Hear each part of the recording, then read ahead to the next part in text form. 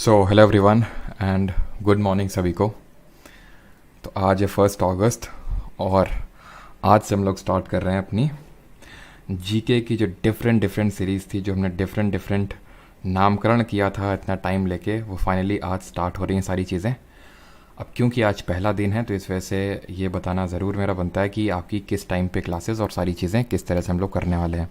तो ये हम लोग का जो बैच स्टार्ट हुआ है उसकी आज ये पहली क्लास है, जहाँ पे हम लोग स्टार्ट कर रहे हैं पॉलिटी से। अब किस तरह से करेंगे वो थोड़ा ध्यान से सुन लीजिए, लेकिन उससे पहले आपको बता दूं कि 7 PM पे हम लोग की जो अभी तक क्लास चल रही थी, जिसने कितना तगड़ा रिस्पांस दिखाया CGL और जो बाकी MTS का एग्ज़ाम हुआ, जो कि तगड़ा रिस्पांस कल से CHSL के एग्ज़ाम में भी दिखना चालू हो जाएगा जिन लोगों ने भी सीरीज़ करी है। तो उसी का एक तरह से हम लोग पार्ट 2 स्टार्ट करने जा रहे हैं और वहाँ पे और मॉडिफाइड तरीके से चीज़ों करेंगे। मॉडिफाइड से मेरा मतलब है, अब देखिए, अब वहाँ पे मैंने भी कुछ एक्सपीरियंस गेन किया होगा। सीरीज़ को जो 51 लेक्चर्स लिए बहुत एक्सपीरियंस गेन किया होगा मैंने भी, तो उस एक्सपीरियंस को मैं फर्दर इम्प्रोवाइज़ करके वहाँ पर चीज़ों को इम्प्लीमेंट करने वाला हूँ जो पार्ट 2 स्टार्ट होगा। ठीक है, तो बस वही है कि इम्प्रोवाइजेशन करते रहना, मेरे को भी और आपको भी। और फिर जो हम लोग की निट्टो सीरीज़ है, या फिर जो BMW बोल सकते हैं, वो निट्टो हम लोग की टेक्निक और BMW सीरीज़ है, बीट मेंस विद विजडम। तो जो निट्टो टेक्निक्स हम लोगों ने सीखी हैं, मतलब अभी सीखी नहीं है, जो सीखेंगे वो हम लोग की सैटरडे और संडे को रहेंगी। क्लियर है? अब यहाँ पे थोड़ी सी, क्योंकि आज हम लोग की पहली क्लास है, तो मैं कुछ चीज़ें आपको क्लियर कर दूँ कि किस तरह से हम लोग चीज़ें करने वाले हैं। आप मुझसे में से ये एक्सपेक्ट मत करिएगा कि यहाँ पे मैं कुछ इधर उधर के, मैं किस तरह से हम लोग चीज़ें करेंगे, रूल्स एंड रेगुलेशंस को थोड़ा सा समझ लीजिए। और सभी को हेलो एवरीवन और गुड मॉर्निंग सभी को, श्रेया, तोमर, सभी लोगों को। ठीक है, कमेंट सेक्शन में रैंडम चैनल की तरह यहाँ पे एक्सपेक्ट मत करिए कि आप कुछ भी लिखेंगे और वो अलाउ किया जाएगा। ठीक है, यहाँ पे सिर्फ जब तक हम लोग पढ़ रहे हैं तब तक सिर्फ आपके डाउट होने चाहिए। कोई फीडबैक है, कोई सजेशन है, वो आप यहाँ पे दे सकते हैं। ठीक है, इधर उधर की आपको चीज़ें नहीं करनी। अब यहाँ पे क्योंकि जो हम लोग का जीके है बहुत वास्ट है। ठीक है, क्योंकि पहली क्लास है इस वजह से मैं चीज़ें बता रहा हूँ, नहीं तो डेली हम लोग स्टार्ट करेंगे, एंड करेंगे, डाउट होंगे, ख़त्म होंगे सारी चीज़ें। ठीक है, बातें करेंगे जो हमारी सिलेक्शन के लिए प्रोडक्टिव हो सकती हैं, बस। क्लियर? तो जीके हम लोग का बहुत वास्ट है, it is a very vast subject. अगर हम बात करें तो इतने सारे हमारे हेड्स हैं, पॉलिटी है, ज्योग्राफी है, इकोनॉमिक्स है, हिस्ट्री है, साइंस है। साइंस में भी 3 कॉम्पोनेंट, हिस्ट्री में भी 3 कॉम्पोनेंट्स हैं। इस वजह से बहुत इंपॉर्टेंट हो जाता है। यूजुअली होता क्या, जो मैं ऑब्जर्व करता हूँ, या तो स्टूडेंट के साइड से या फिर टीचर के साइड से, दोनों साइड से, कि इनिशियली तो बहुत अच्छा, क्योंकि अब जैसे फॉर एग्जांपल ये चीज़ें स्टार्ट हो रही हैं तो आप भी जोश में, अब जैसे कि यहाँ पे जितने लोग हैं, जैसे फॉर एग्जांपल 3000 लोग हैं, and I am 100% damn sure कि धीरे धीरे धीरे धीरे लोग घटते जाएंगे। वो इसलिए होता है क्योंकि धीरे धीरे धीरे इंतुजियाज़म खत्म होने लगता है, क्योंकि ये मूवी नहीं चल रही है कि यहाँ पे पार्ट 2 का वेट किया जाएगा, हो कब आएगा कब आएगा तो हम देखेंगे, नहीं। यहाँ पे धीरे धीरे इंतुजियाज़म गिरने लगता है लोगों का। ठीक है, इस वजह से होता क्या, जैसे फॉर एग्जांपल अभी आप पॉलिटी से हम लोग स्टार्ट कर रहे हैं तो पॉलिटी तो आपकी बहुत तगड़ी हो जाएगी। यही मैंने भी ऑब्जर्व करता हूँ कि भाई यूजुअली लोग पॉलिटी से ही, जैसे टीचर भी स्टार्ट करते हैं, मैं भी यहाँ पे पॉलिटी से स्टार्ट लेने वाला हूँ। धीरे धीरे जब तक वो साइंस आता है, इकोनॉमिक्स आता है, तब तक आपका वो सब डाउन हो चुका होता है मामला। वो मैं आपसे नहीं चाहता हूँ, और वो किस तरह से मैं नहीं भी होने दूंगा। यहाँ पे ऐसा नहीं कि पॉलिटी में बहुत टाइम लगाया जाएगा, जितना नीडेड है सिर्फ उतना, और उसके लिए हमें शुरू से ही स्पीड मेंटेन करके चलनी पड़ेगी। आपका टाइम ज़्यादा ना लगे, इसलिए मैंने काफ़ी चीज़ें आपके लिए पहले से ही कर रखी हैं। वो चीज़ें ये हैं, उसमें से जो सबसे बड़ा मेजर कंपोनेंट है दैट इज़ नोट्स। और नोट्स कैसे होंगे वो आज आपसे आप देख ही लेंगे। जिन लोगों ने भी वो पेड बैच में एनरोल किया उन लोगों को सब प्राइवेट टेलीग्राम ग्रुप और वहीं पे आप पे मिल जाएगा, तो वो आप देख लेंगे किस तरह से नोट्स हैं। जिस तरह से PYQ सीरीज़ के लेक्चर 23 तक के नोट्स थे वैसे आपको मिलने वाले। तो वो आपका एक तरह से जो क्रूशियल तकरीबन मान सकते हैं 1.5 से 2 घंटे का टाइम, वो यहाँ पर मैं सेव करने वाला हूँ। और जहाँ पर मुझे नीडेड है कि यहाँ पे मैं स्पीड बढ़ा रहा हूँ तो वो मैं बढ़ाऊंगा, और आपको उससे कोप अप करना पड़ेगा, उससे मेरे स्पीड से आपको मैचअप करना पड़ेगा। नहीं तो इतना जो वास्ट जीके है वो हम कभी कंप्लीट नहीं कर पाएंगे। कंप्लीट कर भी लेंगे तो वही सेम जो अभी तक होता है कि कोर्स तो कंप्लीट हो जाता है, लेकिन जब क्वेश्चन आता है पेपर में तो वो सॉल्व नहीं हो पाता है। वो मैं यहाँ पे नहीं होने दूंगा, बिकॉज मैं यहाँ पे टारगेट करके आया हूँ SSC को कि भाई SSC में कोई भी क्वेश्चन आएगा, मैं 25 में 25 अगेन 25 में 25 ना तो टारगेट मैं बना रहा हूँ, ना मैं आपको एडवाइस करूँगा बनाने का। टारगेट मेरा ये है कि हर स्टूडेंट जो अभी एवरेज 11 से 12 में लटक रहा है, 15 प्लस में वो जाए। कुछ स्टूडेंट अभी आप आने दीजिए, कुछ ही दिनों की बात है, प्री का भी रिजल्ट आ जाएगा और आपके सामने रिजल्ट होगा कि कुछ लोगों ने वहाँ पे 19-20 तक भी क्वेश्चंस की बात कर रहा हूँ, क्वेश्चंस सही करके आएंगे नेट में। वो थोड़ा सा लक का भी फैक्टर हो जाता है, लेकिन 15 प्लस लाना कोई बड़ी बात नहीं। वो तभी हो पाएगा जब हम सारे एस्पेक्ट्स को टच करेंगे, कंपोनेंट्स को अच्छे से करेंगे, और वो तभी हो पाएगा जब हम थोड़ा सा स्पीड बना के कर पाएंगे, नहीं तो फिर बहुत टाइम ले लेगा। और बाकी भी सब्जेक्ट्स हैं आपके पास। बस इतना ही मुझे आपको बोलना था शुरुआत में। बाकी जो आप लोगों के डाउट्स हैं, मैं सबके डाउट्स लूँगा, लेकिन कुछ इस तरह से लूँगा। मैं आपको बता देता हूँ, जैसे आज हम लोग का है चैप्टर मेकिंग ऑफ कॉन्स्टिट्यूशन, यानी कि किस तरह से हमारा भारत का संविधान बना, ये आज पूरा चैप्टर है। अब यहाँ पे चैप्टर में जब मैं स्टार्ट करूँगा तो मेजरली मैं क्या करूँगा, पहले मैं आपको पूरा बता दूंगा कॉन्स्टिट्यूशन हमारा किस तरह से बना, ठीक है। वो नोट्स आपके बनते रहेंगे, नोट्स आपको मिल जाएंगे, वो आपको टेंशन नहीं लेनी है, लेकिन अटेंटिव रहना है इस पूरे लेक्चर के दौरान। याद रखिएगा, मैं हर लेक्चर में आपको बोलूँगा ये चीज़, तो ठीक है। जब आप स्टार्ट होगा कि भाई आप अटेंटिव रहें लेक्चर में, जो मैं चीज़ बोल रहा हूँ, ठीक है। आपके पास एडवांटेज ये कि मेरी शक्ल नहीं दिख रही आपको, बिल्कुल एडवांटेज है आपके लिए। क्यों? जब शक्ल दिखती तो चेहरे के शक्ल पे थोड़ा सा टीचर के शक्ल से थोड़ा आप क्या हो जाते हो, डिस्ट्रैक्ट हो जाते हो, क्या ना, कि सर ये वो इस तरह से। अब यहाँ पे क्या, सिर्फ आपके, ये मैं साइंटिफिकली प्रूवन चीज़ बता रहा हूँ कि सिर्फ आपको ऑडियो जा रहा है, वीडियो एक तरह से कुछ नहीं है। तो आप ऑडियो में एकदम जो भी आपके कान में चीज़ जा रही है उसको एकदम फीड करते रहिए। तो वो सारी चीज़ें यहाँ पे मैं आपको क्या करूँगा, करवाऊँगा, लिखूंगा शॉर्ट में, क्योंकि डिटेल फॉर्म में नोट्स में लिखता जाएगा आपके, वो आपको मिलेंगे। और अगर आप खुद से करना चाहते हैं, यू कैन डू इट। उसके बाद हम लोग क्वेश्चंस प्रैक्टिस करेंगे। तो क्वेश्चन से होगा क्या, और वो सारे प्रीवियस ईयर वाले जो अभी रिसेंट में एग्जाम हुए हैं इस टॉपिक से, वो वाले क्वेश्चंस होंगे। तो अगर हमारा कोई चीज़ छूट गया होगा या फिर मैंने कोई चीज़ जानबूझ के छोड़ दी होगी तो वहाँ कवर हो जाएगी। और यहाँ पे मैं अपने ज्ञान का प्रदर्शन करने नहीं आया हूँ, तो अगर मुझे कोई चीज़ लगती है कि एसएससी पर्सपेक्टिव से इंपॉर्टेंट नहीं है तो मैं आपको नहीं करवाऊंगा, ठीक है। और इसको लेके आप बिल्कुल फ्री हैं, पूछ सकते हैं कि सर ये चीज़ हमने नहीं करी है, तो उसका मैं आपको जवाब दूंगा, राइट। तो यहाँ पे मैं क्या करने वाला हूँ, सबसे पहले तो मैं सारी चीज़ें आपको एक्सप्लेन कर दूंगा, फिर मैं आपसे पूछूंगा क्या कोई डाउट है, आप पूछेंगे डाउट, उसके बाद फिर हम लोग क्वेश्चंस आपको सॉल्व करते जाना है, और लास्ट में आपके डाउट लेने के बाद ही जाऊँगा। लेकिन आप ये एक्सपेक्ट मत करिएगा हर बीच बीच में आपसे ये बोलूँगा क्या डाउट है, कॉमेंट पढ़ूंगा, शायरी मारूंगा, ठीक है। ये सब मैं नहीं करने वाला हूँ, लाइक शेयर सब्सक्राइब ये सब कुछ नहीं होगा, ठीक है। इस वजह से अगर मैं चाहता हूँ कि फोकस्ड रहें तो आप फोकस्ड रहें, तभी आउटपुट निकल पाएगा। और ये चीज़ें मैं रोज़ रोज़ नहीं बोलूँगा आपसे। Is that clear? चलो स्टार्ट करते हैं। अभी ऑलमोस्ट कितने मंथ्स में ऑल जीके सिलेबस कंप्लीट होगा? मेरी जो मैंने टारगेट रख रखा है दैट इज़ कि 31 दिसंबर 2022 तक हम लोग सारी चीज़ें रैप अप कर दें। अगर कहीं पे नीडेड लगेगा तो एक्सटेंड करेंगे, लेकिन उसका कोई नहीं है, बिकॉज अगर ये बैच है, अगर ये मैंने एक तरह से आपसे प्रॉमिस किया कि इसके बाद आपको कुछ भी करने की ज़रूरत नहीं पड़ेगी। इसके बाद सिर्फ आपको एक तरह से जो PYQs अटैम्प्ट करने की ज़रूरत है, जो PYQ सीरीज़ चलेगी उसको आपको करने की ज़रूरत है, फिर आपको कुछ भी करने की ज़रूरत नहीं है।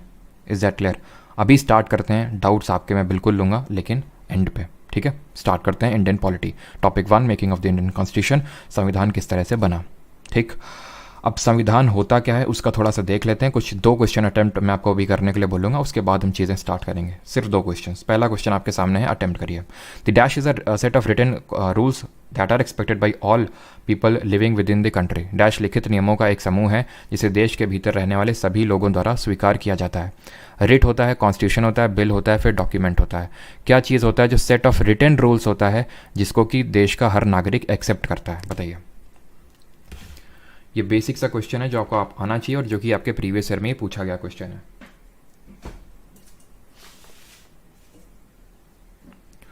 चलिए, तो आपको मैं एग्जांपल देता हूँ। जैसे फॉर एग्जांपल आप किसी गवर्नमेंट ऑफिस में गए और कॉन्स्टिट्यूशन, मतलब एक जो सही चीज़ है वो आपने कुछ करने को बोला कि भाई मेरा ये डॉक्यूमेंट बना दो, ठीक है। उसे नहीं बनाया जो कि इसको बनाना चाहिए था, ठीक है। तो आप क्या कहोगे उससे कि लिखित में दो कि हम ये नहीं काम करेंगे? यही तो बोला जाता है यूजुअली, आपने भी तो देखा हो या फिर वीडियोस वगैरह में कि लिखित में दो। ऐसा क्यों बोला जाता है? क्योंकि वर्ड्स का कोई मूल्य नहीं होता है। अगर कोई चीज़ लिखित में होती है तो फिर उसके लिए पूरी तरह से लायबल हो जाता है कोई भी जिसने वो लिखित में दिया है। तो इसी वजह से हमारा जो, हम अपने कंट्री में क्या बोलते हैं कि कॉन्स्टिट्यूशन सुप्रीम है, हमारा संविधान सुप्रीम है, संविधान से ऊपर कोई नहीं है। क्यों? क्योंकि वो एक रिटन डॉक्यूमेंट है। तो constitution is a set of written rules that are accepted by all the people living within the country. Previous year का है, ठीक है, इजी सा है। रिट्स क्या होती हैं? आई होप जानते होंगे। जब हम लोग फंडामेंटल राइट्स पढ़ेंगे तो रिट के बारे में पढ़ेंगे। रिट्स क्या होती हैं? तो रिट्स एक तरह से ऑफिशियल, एक तरह से जुडिशरी की तरफ से कोई एक मैंडेट होता है, ठीक है।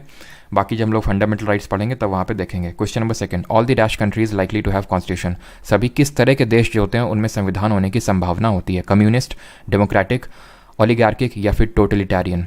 किस तरह के देशों में? कम्युनिस्ट, लोकतांत्रिक, कुलीन तंत्र या फिर अधिनायकवादी?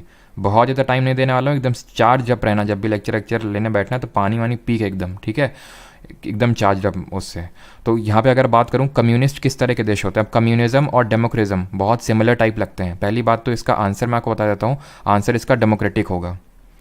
कम्युनिज्म और डेमोक्रेटिक बहुत ही सिमिलर लगते हैं। अब कम्युनिस्ट और डेमोक्रेटिक में अंतर बताना ज़रूरी है, बिकॉज सिमिलैरिटी तो ये होती है कि दोनों ही एक तरह से लोगों को शासन देना चाहते हैं, बट डिफरेंस है। कम्युनिज्म में क्या होता है, फॉर एग्जांपल चाइना, कम्युनिज्म का बेसिक फिलॉसफी ये होता है कि जितने भी सोर्स या फिर मीन्स ऑफ प्रोडक्शन है, ठीक है, मीन्स ऑफ प्रोडक्शन, ये किसके हाथों में जाते हैं। और जो नोट्स भी मैंने बनाने के लिए जिनको बोला है, तो प्लीज़ इस चीज़ का, या फिर जो लोग अपने से बना रहे हैं, इस चीज़ का ध्यान रखिएगा। जो भी मैं एक्स्ट्रा अगर कोई चीज़ बताता हूँ तो किनारे में एक्स्ट्राज लिख के उस चीज़ को ऐड करिएगा, ठीक है। अभी हम लोग जो एक्चुअल जो चैप्टर है मेकिंग ऑफ कॉन्स्टिट्यूशन, उसके एक्चुअल नोट्स होने चाहिए। अगर कुछ चीज़ एक्स्ट्रा होती है, जैसे फॉर एग्जाम्पल अगर मैं बता रहा हूँ ओलिगार्किक, तो इसका मेकिंग ऑफ कॉन्स्टिट्यूशन से उतना लेना देना है नहीं, तो उसको एक्स्ट्रा में ऐड करिएगा। सोर्स और मीन्स ऑफ प्रोडक्शन किसके हाथों में होना चाहिए, गवर्नमेंट के हाथों में होना चाहिए। लेकिन डेमोक्रेटिक क्या बोलता है, डेमोक्रेटिक बोलता है कि सोर्स या फिर जो मीन्स ऑफ प्रोडक्शन है, MOP, इतना तो समझ, अभी ये बच्चों की तरह नहीं सर लिखो लिख नहीं रहे हो, ठीक है, वो सब नहीं। सोर्स या फिर जो मीन्स ऑफ प्रोडक्शन है वो सबके लिए ओपन है, ओपन टू ऑल, यानी कि गवर्नमेंट भी हो सकती है, कोई इंडिविजुअल भी हो सकता है। ऐसा नहीं कि हर पूरी जो इंडस्ट्रीज़ है उसमें सिर्फ गवर्नमेंट का ही कंट्रोल होगा। ओलिगार्की का आई होप आप समझते होगे, ओलिगार्की का मतलब क्या होता है, इसका मतलब होता है गवर्नमेंट बाई फ्यू, ठीक है, गवर्नमेंट बाई फ्यू। जैसे फॉर एग्जांपल मैं बोल सकता हूँ, थोड़ा सा बोल सकता हूँ चाइना टाइप, रशिया टाइप की, वहाँ पे गवर्नमेंट बाई फ्यू है। मोनार्की क्या होती है, मोनार्की होती है जहाँ पे government by a single person होती है। इसका बेस्ट एग्जांपल है नॉर्थ कोरिया, जहाँ किम जॉन उन पूरी तरह से रूल कर रहा है, ठीक है, तो गवर्नमेंट बाई फ्यू।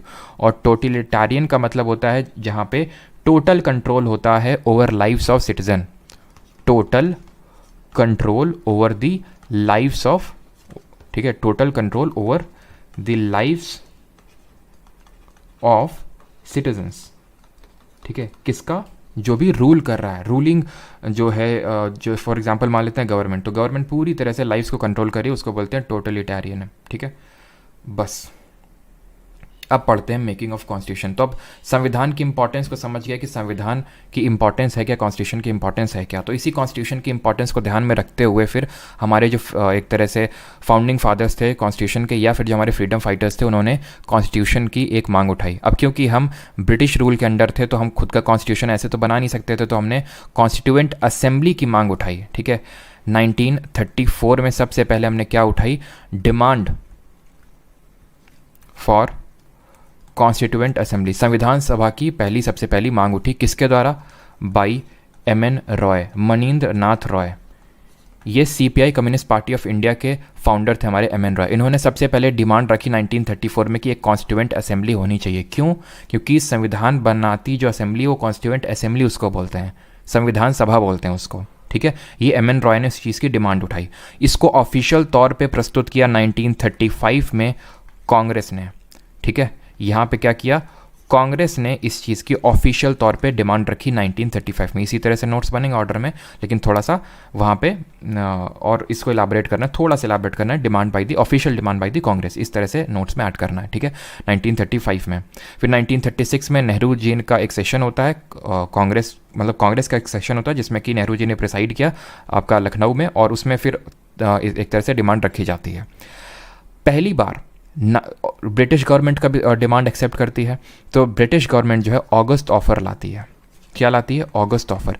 ये ऑगस्ट ऑफर में सबसे पहले फर्स्ट ये बोल सकते हैं इंसिडेंस था जहाँ पे demand for the constituent assembly was accepted, लेकिन demand for the constituent assembly was accepted, लेकिन इसमें भी कुछ बहुत सारी खामियां थी। ये रिजेक्ट कर दिया जाता है कांग्रेस के द्वारा, मुस्लिम लीग के भी द्वारा। कब आता है ये, 1940 में आता है। इस समय वॉइस रॉय कौन था, ऑब्वियस सी बात है, हम हिस्ट्री नहीं पढ़ रहे हैं, लेकिन क्वेश्चन हिस्ट्री और पॉलिटी बना के नहीं पूछता है, क्वेश्चन होता है, ठीक है। तो अगर कोई चीज़ मुझे याद आएगी तो I will tell it. Linlithgow उस समय था, और उसने ये एक तरह से लाया ऑगस्ट ऑफर, लेकिन टोटल तरह से रिजेक्ट हो गया। हिस्ट्री में पढ़ेंगे कि इसके अगेंस्ट में, अगर चाहें तो नोट्स में कोने में ब्रैकेट बना के वो ऐड कर सकते हैं कि इसके अगेंस्ट में यहाँ पे इंडिविजुअल सत्याग्रह होता है, ठीक है। इंडिविजुअल सत्याग्रह यहाँ पे ऑर्गेनाइज होता है, और इस इंडिविजुअल सत्याग्रह में पहले सत्याग्रही थे हमारे आचार्य, यहाँ पे मैं ये शॉर्ट में लिख रहा हूँ, आचार्य विनोबा भावे जी, ठीक है। आचार्य विनोबा भावे पहले थे, और दूसरे थे हमारे जवाहरलाल नेहरू। क्लियर, ये रिजेक्ट हो गया। इसके बाद आता है 1942 में। अब बात यहाँ पे ये भी आ सकती है कि क्यों इन्होंने इतने दरिया दिली दिखा रहे थे, थोड़ी बहुत, पूरी तरह से दरिया दिली नहीं, थोड़ी सी, एक तरह से लॉलीपॉप देने की कोशिश करे। तो वो लॉलीपॉप भी इसलिए दे रहे थे बिकॉज ब्रिटेन जो है सेकेंड वर्ल्ड वॉर में फंसा हुआ था 1939 में, जो चालू हुआ था। तो इसके ऊपर प्रेशर बन रहा था एलाइज के द्वारा कि इंडिया का कॉपरेशन को सीक करो 1940 में। फिर होता क्या है, यहाँ पे आता है क्रिप्स मिशन। क्या आता है? क्रिप्स मिशन आता है 1942 में, 1942 में स्टैफोर्ड क्रिप्स लेके आता है। ये भी रिजेक्ट हो जाता है, रिजेक्ट हो जाता है, और इसके रिजेक्शन के बाद चालू होता है क्विट इंडिया मूवमेंट 1942 में, भारत छोड़ो आंदोलन, जो हम लोग पढ़ेंगे मॉडर्न हिस्ट्री में। ठीक है, यहाँ पे नहीं पढ़ना डीप में। तो क्रिप्स मिशन भी रिजेक्ट हो जाता है। उसका रीज़न ये होता है कि ये डोमिनियन स्टेटस बोलता है कि हम डोमिनियन स्टेटस देंगे। ठीक है, ये हम हिस्ट्री में पढ़ेंगे। डोमिनियन स्टेटस एक तरह का पूरा हम आपको पावर नहीं दे रहे हैं, थोड़ा बहुत एक तरह से लिमिटेड पावर ट्रांसफर है डोमिनियन स्टेटस, जिसको कि रिजेक्ट कर दिया। इसी वजह से कांग्रेस ने इसको रिजेक्ट कर दिया, बिकॉज पहले तो ये डोमिनियन स्टेटस डिमांड कर रही थी कांग्रेस, तब तक इन्होंने दिया नहीं। फिर कांग्रेस ने बोला डोमिनियन स्टेटस छोड़ो, हमारी मांग है पूर्ण स्वराज। वो हम हिस्ट्री में अगेन देखेंगे। 1929 में लाहौर का सेशन होता है, अधिवेशन, जिसको नेहरू जी प्रिसाइड करते हैं। वहाँ पे बोला कि अब हमारा गोल पूर्ण स्वराज है। ठीक है, अब पूर्ण स्वराज गोल चल रहा था, ये डोमिनियन स्टेटस दे रहे हैं, तो रिजेक्ट कर दिया। मुस्लिम लीग का भाई हमें पाकिस्तान पाकिस्तान, उसका तो बस एक ही राग था कि पाकिस्तान चाहिए। फाइनली होता क्या है, अब फाइनली अगर मैं वर्ड यूज़ कर रहा हूँ तो आप समझ पा रहे होंगे, 1946 में कैबिनेट मिशन प्लान भारत आता है। बनता 1945 में ब्रिटेन में, लेकिन इंडिया अराइव करता है 1946 में कैबिनेट मिशन प्लान। ये कैबिनेट मिशन प्लान में 3 लोग थे। 3 लोग कौन थे? एक तो एवी अलेक्जेंडर थे, एवी अलेक्जेंडर, स्टैफर्ड क्रिप्स, वही क्रिप्स मिशन वाले भैया, स्टैफर्ड क्रिप्स, और तीसरे थे पैथिक लॉरेंस। और ये जो पैथिक लॉरेंस है, ये इस कमीशन के चेयरमैन थे, याद रखना। तो जो जब नोट्स में लिखेंगे तो शॉर्ट में यहाँ पे चेयर डॉट ऐसे करके लिख देंगे, तो पता चल जाएगा कि हाँ ये चेयरमैन है। इसने जो एक तरह से प्रोविजंस रखे, इसके तहत ही हमारी एक तरह से कॉन्स्टिट्यूएंट असेंबली का गठन होता है। इसको कांग्रेस ने भी एक्सेप्ट कर लिया, मुस्लिम लीग ने भी एक्सेप्ट कर लिया। बात ही आती है, मुस्लिम लीग का तो एक राग था, पाकिस्तान चाहिए, तो किसने पाकिस्तान की डिमांड एक्सेप्ट कर ली? तो आंसर होगा no, it rejected the demand. ये याद रखना, rejected the demand of Pakistan, या rejected the demand of Muslim League to have a separate nation और to have a separate country Pakistan. Reject कर दिया। तो बात ही आती है एक्सेप्ट कैसे कर लिया मुस्लिम लीग ने? इसलिए एक्सेप्ट कर लिया बिकॉज कैबिनेट मिशन में एक प्रोविजन था ग्रुपिंग्स का, group A, group B, group C, इस तरह से ग्रुपिंग का प्रोविजन था। और ये ग्रुपिंग का जो प्रोविजन था, उससे मुस्लिम लीग या फिर जिन्ना को लगा कि वो पाकिस्तान निकाल लेगा, और एक्चुअल में निकाल भी लिया उसने। एक तो West Pakistan, East Pakistan. East Pakistan जो अभी प्रेजेंट डे बांग्लादेश आप बोलते हो ना, वो पहले ईस्ट पाकिस्तान होता था। तो इसके तहत अब हुआ कॉन्स्टिट्यूएंट असेंबली का गठन। लेकिन अब वही तो पढ़ना है कैसे हुआ। तो इस कैबिनेट मिशन के प्रोविजंस में अब हम देखेंगे कि किस तरह से कॉन्स्टिट्यूएंट असेंबली के फॉर्मेशन के प्रोविजंस थे। तो इसमें प्रोविजन ये थे, अब प्रोविजन से मैं यहाँ पे लिखता हूँ, तो यहाँ पे यानी कि मैं लिख सकता हूँ कि according to cabinet mission plan, total constituent assembly में, ये कॉन्स्टिट्यूएंट असेंबली लिखता हूँ यहाँ पे मैं, टोटल सीट्स होनी थी कितनी? ठीक है, टोटल सीट्स इसमें होनी थी 389 टोटल यहाँ पे सीट्स होनी थी। ये 389 सीट्स कुछ इस तरह से डिवाइड होनी थी कि 296 आएंगी ब्रिटिश इंडिया से, ब्रिटिश भारत से आएंगी, यानी ब्रिटिशर्स का, ब्रिटिश इंडिया, ब्रिटिशर्स का जहाँ पे डायरेक्ट कंट्रोल है। 93 आएंगी प्रोविंसेस से या फिर प्रिंसली स्टेट्स से, या फिर बोल सकते हैं देसी रियासतों से, प्रिंसली स्टेट्स से यानी कि देसी रियासतों से 93 सीट्स निकल के आएंगी। इस 296 में फर्दर डिवीजन था 292 और 4 में। ये जो 292 सीट्स हैं ये आनी थी गवर्नर्स प्रोविंस में। अभी मैं मतलब बताऊंगा होता क्या है, वैसे उतना डीप में पूछता नहीं है। गवर्नर्स प्रोविंस से निकल के आई थी, और जो 4 निकल के आई थी, ये निकल के आई थी चीफ कमिश्नर प्रोविंस से, चीफ कमिश्नर प्रोविंस से। अब मैं इसका मतलब समझाता हूँ है क्या, इसको लिखने की ज़रूरत नहीं है। 296 मतलब डायरेक्टली ब्रिटिशर्स का शासन है, और 93 में नहीं है। प्रिंसली स्टेट वो होते हैं जहाँ पे राजे रजवाड़े रूल कर रहे हैं। ऑब्वियस सी बात है, अंग्रेज़ों के अंडर में ही हैं, लेकिन अंग्रेज़ों ने सोचा कौन एडमिनिस्टर करे, तुम रूल करो आराम से, पैसा वैसे टैक्स वैक्स हमको दे दिया करो और अपना रूल करो। यहाँ पे क्या, ब्रिटिशर्स ने डायरेक्टली गवर्नर को अपॉइंट कर रखा है रूल करने के लिए, और यहाँ पे ये टोटल 11 थी। 11 गवर्नर प्रोविंस थी और 4 आपकी ये चीफ कमिश्नर प्रोविंस थी, और हर कमिश्नर प्रोविंस से, चीफ कमिश्नर प्रोविंस से एक एक सीट निकल के आनी थी। ये एक तरह से आप बोल सकते हो कि गवर्नर प्रोविंस और प्रिंसली स्टेट का बीच का है, कि एक चीफ कमिश्नर को अपॉइंट कर रखा है और वो वहाँ पे रूल कर रहा है। तो इस तरह से ये कुछ सीट्स का डिवीजन था। आई होप यहाँ तक सभी को क्लियर होगा। मैं एक बार चेक कर लेता हूँ कि ऐसा तो नहीं, क्योंकि बीच बीच में कभी होता है कि बफरिंग या फिर वॉइस का हो जाता है। अच्छा ठीक है, ऐसा कुछ नहीं है। ठीक है, तो 4 चीफ कमिश्नर यहाँ पे प्रोविंस थी। अब यहाँ पे किस तरह से इलेक्शन हुआ था उसको समझिए ज़रा। ये जो थी ना, ये इलेक्टेड थे, ये लोग इलेक्टेड थे। इनकी बात करें, ये नॉमिनेटेड थे। ये इलेक्टेड थे और ये नॉमिनेटेड थे, नामित थे। तो यानी कि अगर ये स्टेटमेंट बन के क्वेश्चन आ गया कि constituent assembly was partly elected and partly nominated, तो बिल्कुल सही होगा। लेकिन अगर ये आ गया टोटली इलेक्टेड, गलत, टोटली नॉमिनेटेड, गलत। अब इसका मतलब क्या होता है? इलेक्टेड का मतलब होता है वोट डाले होंगे किसी ने, उसके थ्रू आएंगे। इसका मतलब है वोटिंग वोटिंग कुछ नहीं हुई, जो वहाँ पर राजा रूल कर रहा है उसने किसी अपने एक प्रतिनिधित्व को भेज दिया कॉन्स्टिट्यूएंट असेंबली में। ठीक है, अब ये लोग क्योंकि उतने ज़्यादा सीरियस थे नहीं, क्या कॉन्स्टिट्यूशन, हमें क्या लेना देना, कॉन्स्टिट्यूशन से डायरेक्टली रूल कर रहे हैं, तो इन लोगों ने ज़्यादा पार्टिसिपेट किया नहीं उसमें। तो ये बात सही होगी कि वो पार्टी इलेक्टेड और पार्टली नॉमिनेटेड बॉडी थी। लेकिन अब पार्टी इलेक्टेड तो थी, लेकिन ये याद रखिएगा कि ये इनडायरेक्टली इलेक्टेड थी। इनडायरेक्टली इलेक्टेड का मतलब क्या होता है? इसका मतलब होता है, देखो 2 तरह के इलेक्शन होते हैं जो आप पॉलिटी में बहुत जगह पढ़ोगे, पार्लियामेंट के इलेक्शंस में, लोकसभा में, राज्यसभा में, वाइस प्रेसिडेंट में, बहुत हर जगह आप देखोगे direct, indirect, direct, indirect. Direct का मतलब होता है जिसको प्रत्यक्ष चुनाव बोलते हैं, उसमें लोग डायरेक्टली जाके वोट करते हैं, यहाँ पे लोगों से लेना देना है। ठीक है, इनडायरेक्टली जो इनडायरेक्ट इलेक्शन होते हैं उसमें क्या होते हैं, लोग डायरेक्टली वोट नहीं करते हैं, लोगों के जो रिप्रेजेंटेटिव हैं वो वोट करते हैं। जैसे फॉर एग्जांपल जब हम पढ़ेंगे राज्यसभा में, तो राज्यसभा के लिए चुनाव हम लोग वोट नहीं डालते हैं, हम लोग लेजिस्लेटिव असेंबली, विधानसभा में हम लोगों ने चुन के भेजे, उन लोगों ने चुनाव चुन के राज्यसभा में भेजे। उसी तरह यहाँ पे क्या था, जो हमारे प्रोविंसेस थी, तो प्रोविंसेस के जो लोग थे, प्रोविंशियल असेंबलीज थी, उन प्रोविंशियल असेंबलीज में हम लोगों ने, यानी लोगों ने जो उस समय हुआ करते होंगे हमारे, ठीक है, लोग, वो लोग, उन लोगों ने चुन के भेजा होगा प्रोविंशियल असेंबलीज में। उन प्रोविंशियल असेंबलीज से ये 296 लोग निकल के आने थे, जो कि फ्रॉम ऑल कम्युनिटीज़ थी। कम्युनिटीज़ का डिवीज़न 3 बेसिस पे हुआ था, मुस्लिम, सिख, ये कम्युनिटी का division, Muslim, Sikh and general. Hindu नहीं था, मतलब हिंदू थे लेकिन ऐसा कैटेगराइज करके हिंदू नहीं था। मुस्लिम, सिख, और मुस्लिम सिख को छोड़ के जितने हो गए सब आपके जनरल में आ जाएंगे। 1 मिलियन पॉपुलेशन से, 1 मिलियन कितना होता है? 10 लाख। 10 लाख पॉपुलेशन से एक सीट निकलनी थी, ये चीज़ आपको याद होनी चाहिए। और जब ये हमारा इलेक्शन, अब इसके बाद इलेक्शन होंगे, तो ये चीज़ आपको पता होनी चाहिए कि इनडायरेक्टली इलेक्टेड थी, पार्टी इलेक्टेड, पार्टली नॉमिनेटेड थी, और 3 कम्युनिटीज़ थी, इसमें मुस्लिम, सिख, जनरल, और 10 लाख से एक सीट निकलने वाली थी। अब होते हैं यहाँ पे क्या? इलेक्शंस। अब यहाँ पे हम लोग कराएंगे चुनाव। ठीक है, इसको यहाँ से मैं रब कर देता हूँ। चुनाव कब हुए थे, इस पे भी आपके सीजीएल में क्वेश्चन पूछा जा चुका है। तो इलेक्शंस, और अभी हम एमसीक्यू भी देखेंगे। तो इलेक्शंस होते हैं यहाँ पे जुलाई अगस्त, ठीक है, जुलाई से अगस्त 1946 के बीच में। रिजल्ट्स देखते हैं, रिजल्ट क्या है। तो रिजल्ट में यहाँ पे मेजॉरिटी मिलती है हमारे कांग्रेस को। ठीक है, कांग्रेस यहाँ पे मेजॉरिटी सीट निकाल के ले जाती है, इंडियन नेशनल कांग्रेस। ठीक है, इसको मेजॉरिटी मिलती है।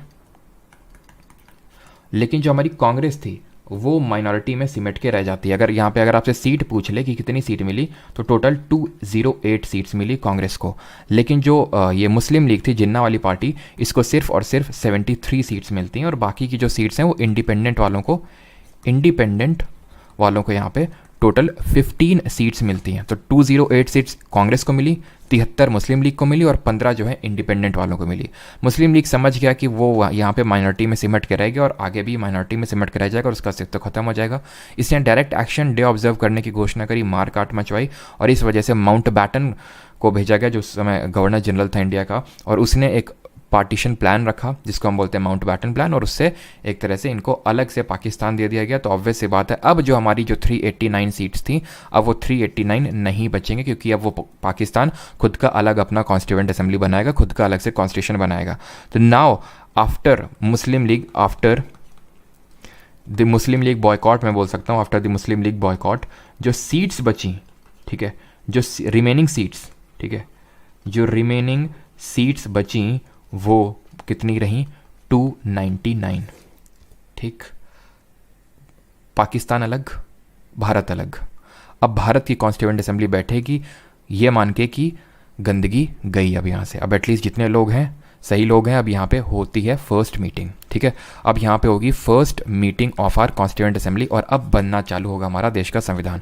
तो फर्स्ट मीटिंग यहाँ पे 9 दिसंबर 1946 को 1946 को 211 मेंबर्स इसको अटेंड करते हैं, मस्त नहा धो के आते हैं संडे को, ठीक है। तो 9 दिसंबर 1946 को फर्स्ट मीटिंग होती है। बस 4 दिन बाद ही 13 दिसंबर को नेहरू जी कुछ लेके आते हैं। वो क्या लेके आते हैं? ये लेके आते हैं ऑब्जेक्टिव रेजोल्यूशन, जिसको बोलते हैं उपदेश प्रस्ताव। तो 13 दिसंबर 1946 को Nehru ji moves objective resolution, जिसको बोलते हैं उद्देश्य प्रस्ताव। ये आपका उसमें लिखा रहेगा नोट्स में, चिंता ना करिए, ठीक है, समझते जाइए। 13 दिसंबर को, यानी कि फर्स्ट मीटिंग 9 दिसंबर को ही और 4 दिन बाद 13 दिसंबर 1946 को ऑब्जेक्टिव रेजोल्यूशन को मूव कर देते हैं। What is objective resolution? तो जो अभी हम प्रीएम्बल पढ़ेंगे कल के टॉपिक में, तो उसमें देखेंगे जो हमारा प्रीएम्बल बना वो ऑब्जेक्टिव रेजोल्यूशन से बना। सर प्रीएम्बल क्या है? तो बेसिक इतना समझ लो कि इसमें नेहरू जी ने सबसे पहले कॉन्स्टिट्यूएंट असेंबली को बोल दिया कि हम किस तरह के देश हैं, किस तरह का देश बनना चाहते हैं, हमारा नेचर क्या और हमारे ऑब्जेक्टिव्स क्या हैं। जैसे कि फॉर एग्जांपल हम एक सॉवरेन और रिपब्लिक देश हैं, हमें सभी भारत के लोगों को जस्टिस देना है, सोशल पॉलिटिकल इकोनॉमिक जस्टिस देना है, रियल अथॉरिटी लोगों के हाथ में देनी है। इस तरह का संविधान हमें बनाने की कोशिश करनी है, ये था। इसको अडॉप्ट कर लिया जाता है 22 जनवरी 1947 को। This objective resolution was finally adopted by the constituent assembly. Clear? अब यहाँ पे हमारा कॉन्स्टिट्यूशन बनना स्टार्ट होता है ताकि कोई मिसमैनेजमेंट ना हो और बहुत ही कायदे से कॉन्स्टिट्यूशन बने, इसलिए हमारी बनाई जाती हैं कमिटीज़, जिनको हिंदी में बोलते हैं समितियाँ। कमिटीज़ को 2 कैटेगरी में डिवाइड किया गया, मेजर और माइनर कमेटी, यानी कि एक तो मुख्य समिति और दूसरी लघु समिति। मेजर हमारी टोटल थी 8, माइनर थी टोटल 13।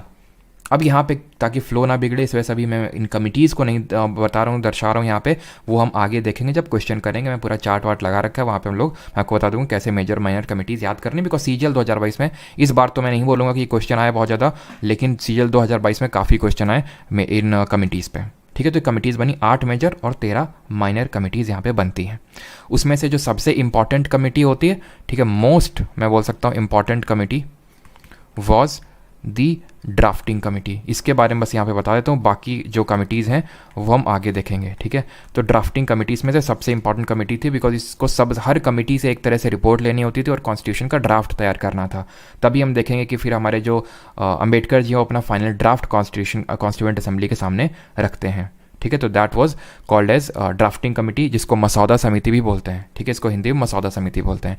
इसमें टोटल 7 मेंबर्स थे, ठीक है। एक तो ये भी क्वेश्चन बनता है कि कितने मेंबर्स थे, तो टोटल 7 मेंबर्स थे। और उस 7 मेंबर कौन कौन से थे ये भी एक बार देख लीजिए थोड़ा सा। सबसे पहली बात तो चेयरमैन इसके हमारे अम्बेडकर जी थे, ठीक है। भीमराव अम्बेडकर जी इसके क्या थे? चेयरमैन थे कमेटी के। और क्योंकि सबसे इंपॉर्टेंट कमेटी थी इस वजह से इनका सबसे बड़ा रोल था और इसी वजह से इनको हम जानते हैं मॉडर्न मैन या फिर मॉडर्न मनु। हिंदी में मनु बोलते हैं, इंग्लिश में मैन बोलते हैं, ठीक है। तो मॉडर्न मनु आप लिख लीजिए, मॉडर्न मनु। क्लियर? अब इसमें और कौन कौन थे? अल्लादी कृष्ण स्वामी अय्यर थे, ठीक है। अल्लादी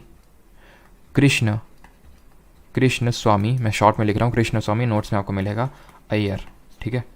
फिर हमारे थे गोपाल स्वामी, ठीक है, गोपाल स्वामी अयंगर, यानी अय्यर थे और दूसरे अयंगर थे। याद हो जाएगा ना अभी, अम्बेडकर जी तो सबको याद है, अय्यर जी अयंगर बहुत ज़्यादा रटने की ज़रूरत नहीं है, लेकिन पूछ लेता है ऐसे, इस वजह से थोड़ा सा देख लीजिए। सादुल्ला जी एक थे हमारे, ठीक है, ऐसे याद रखो। एक मुस्लिम मेंबर भी थे सादुल्ला करके। अब यहाँ पे जो बाकी के हैं, जैसे 1 2 3 4 हो गए हमारे 7 नंबर से ना, अम्बेडकर जी, अल्लादी कृष्ण स्वामी, गोपाल स्वामी, मोहम्मद सादुल्ला। और यहाँ पे कुछ यहाँ पे और भी थे, जैसे कि BL मिट्टर, ठीक है। BL जो मिट्टर जी थे ये पहले तो थे, लेकिन इनकी आई थिंक तबीयत वगैरह कुछ ख़राब हो गई थी, इसके बाद इनको रिप्लेस कर दिया था N माधव राव ने, ठीक है। यूजुअली आपसे ये जो शुरुआत के 4 हैं, अम्बेडकर जी तो सबको बताता है, कृष्ण स्वामी अय्यर और गोपाल स्वामी अयंगर और मोहम्मद सादुल्ला, ये रिपीटेडली आपसे पूछता है। और एक थे हमारे DP खैतान, इनका भी कुछ हो गया था। इनमें से एक लोग की आई थिंक डेथ हो गई थी, आई थिंक DP खैतान जी की डेथ हो गई थी। उसके बाद TT कृष्णमाचारी आ गए थे यहाँ पे, ठीक है, TT कृष्णमाचारी, ठीक। तो ये हमारी ड्राफ्टिंग कमेटी थी। अब ये ड्राफ्टिंग कमेटी कॉन्स्टिट्यूशन बनाना चालू करती है और टोटल इसमें जो हमारे सेशंस होते हैं, टोटल 11 सेशंस ऑर्गेनाइज किए जाते हैं कॉन्स्टिट्यूएंट असेंबली के लिए। जिस तरह अभी हमारे सेशंस होते हैं ना पार्लियामेंट के, उस तरह इसके टोटल पूरे 11 सत्र हुए और 165 दिन ये बैठी, 165 डेज बैठी। इसने टोटल 2 साल 11 महीने, ठीक है, 11 महीने और 17 कहीं कहीं 17 डेज लेके कॉन्स्टिट्यूशन बनाया। ये टोटल टाइम लगा, जब नोट्स में जो बना रहे हैं तो उसमें लिखेंगे टोटल टाइम, और इस तरह से 2 साल 11 महीने और 17 दिन का टाइम लगा। इतना टाइम लेके कॉन्स्टिट्यूशन बनाया। लेकिन यहाँ पे ड्राफ्ट भी कुछ तैयार हुए थे, ठीक है। ये टोटल 11 सेशन हुए थे और इन 11 सेशन में आपको बता दूँ, कई बार ये पूछ लेता है फर्स्ट वाला, ठीक है, आप मुझसे लिख के ले लीजिए। ज़्यादातर अगर कहीं आप देखोगे तो ये तो पूछेगा कि कितने सेशन, 11 सेशन, पहला, 10वां और आखिरी जो कि 11वां है, इसी पे क्वेश्चन बनेगा। तो पहला जो हुआ था वो 9 से लेके 23 दिसंबर तक हमारा सत्र हुआ था।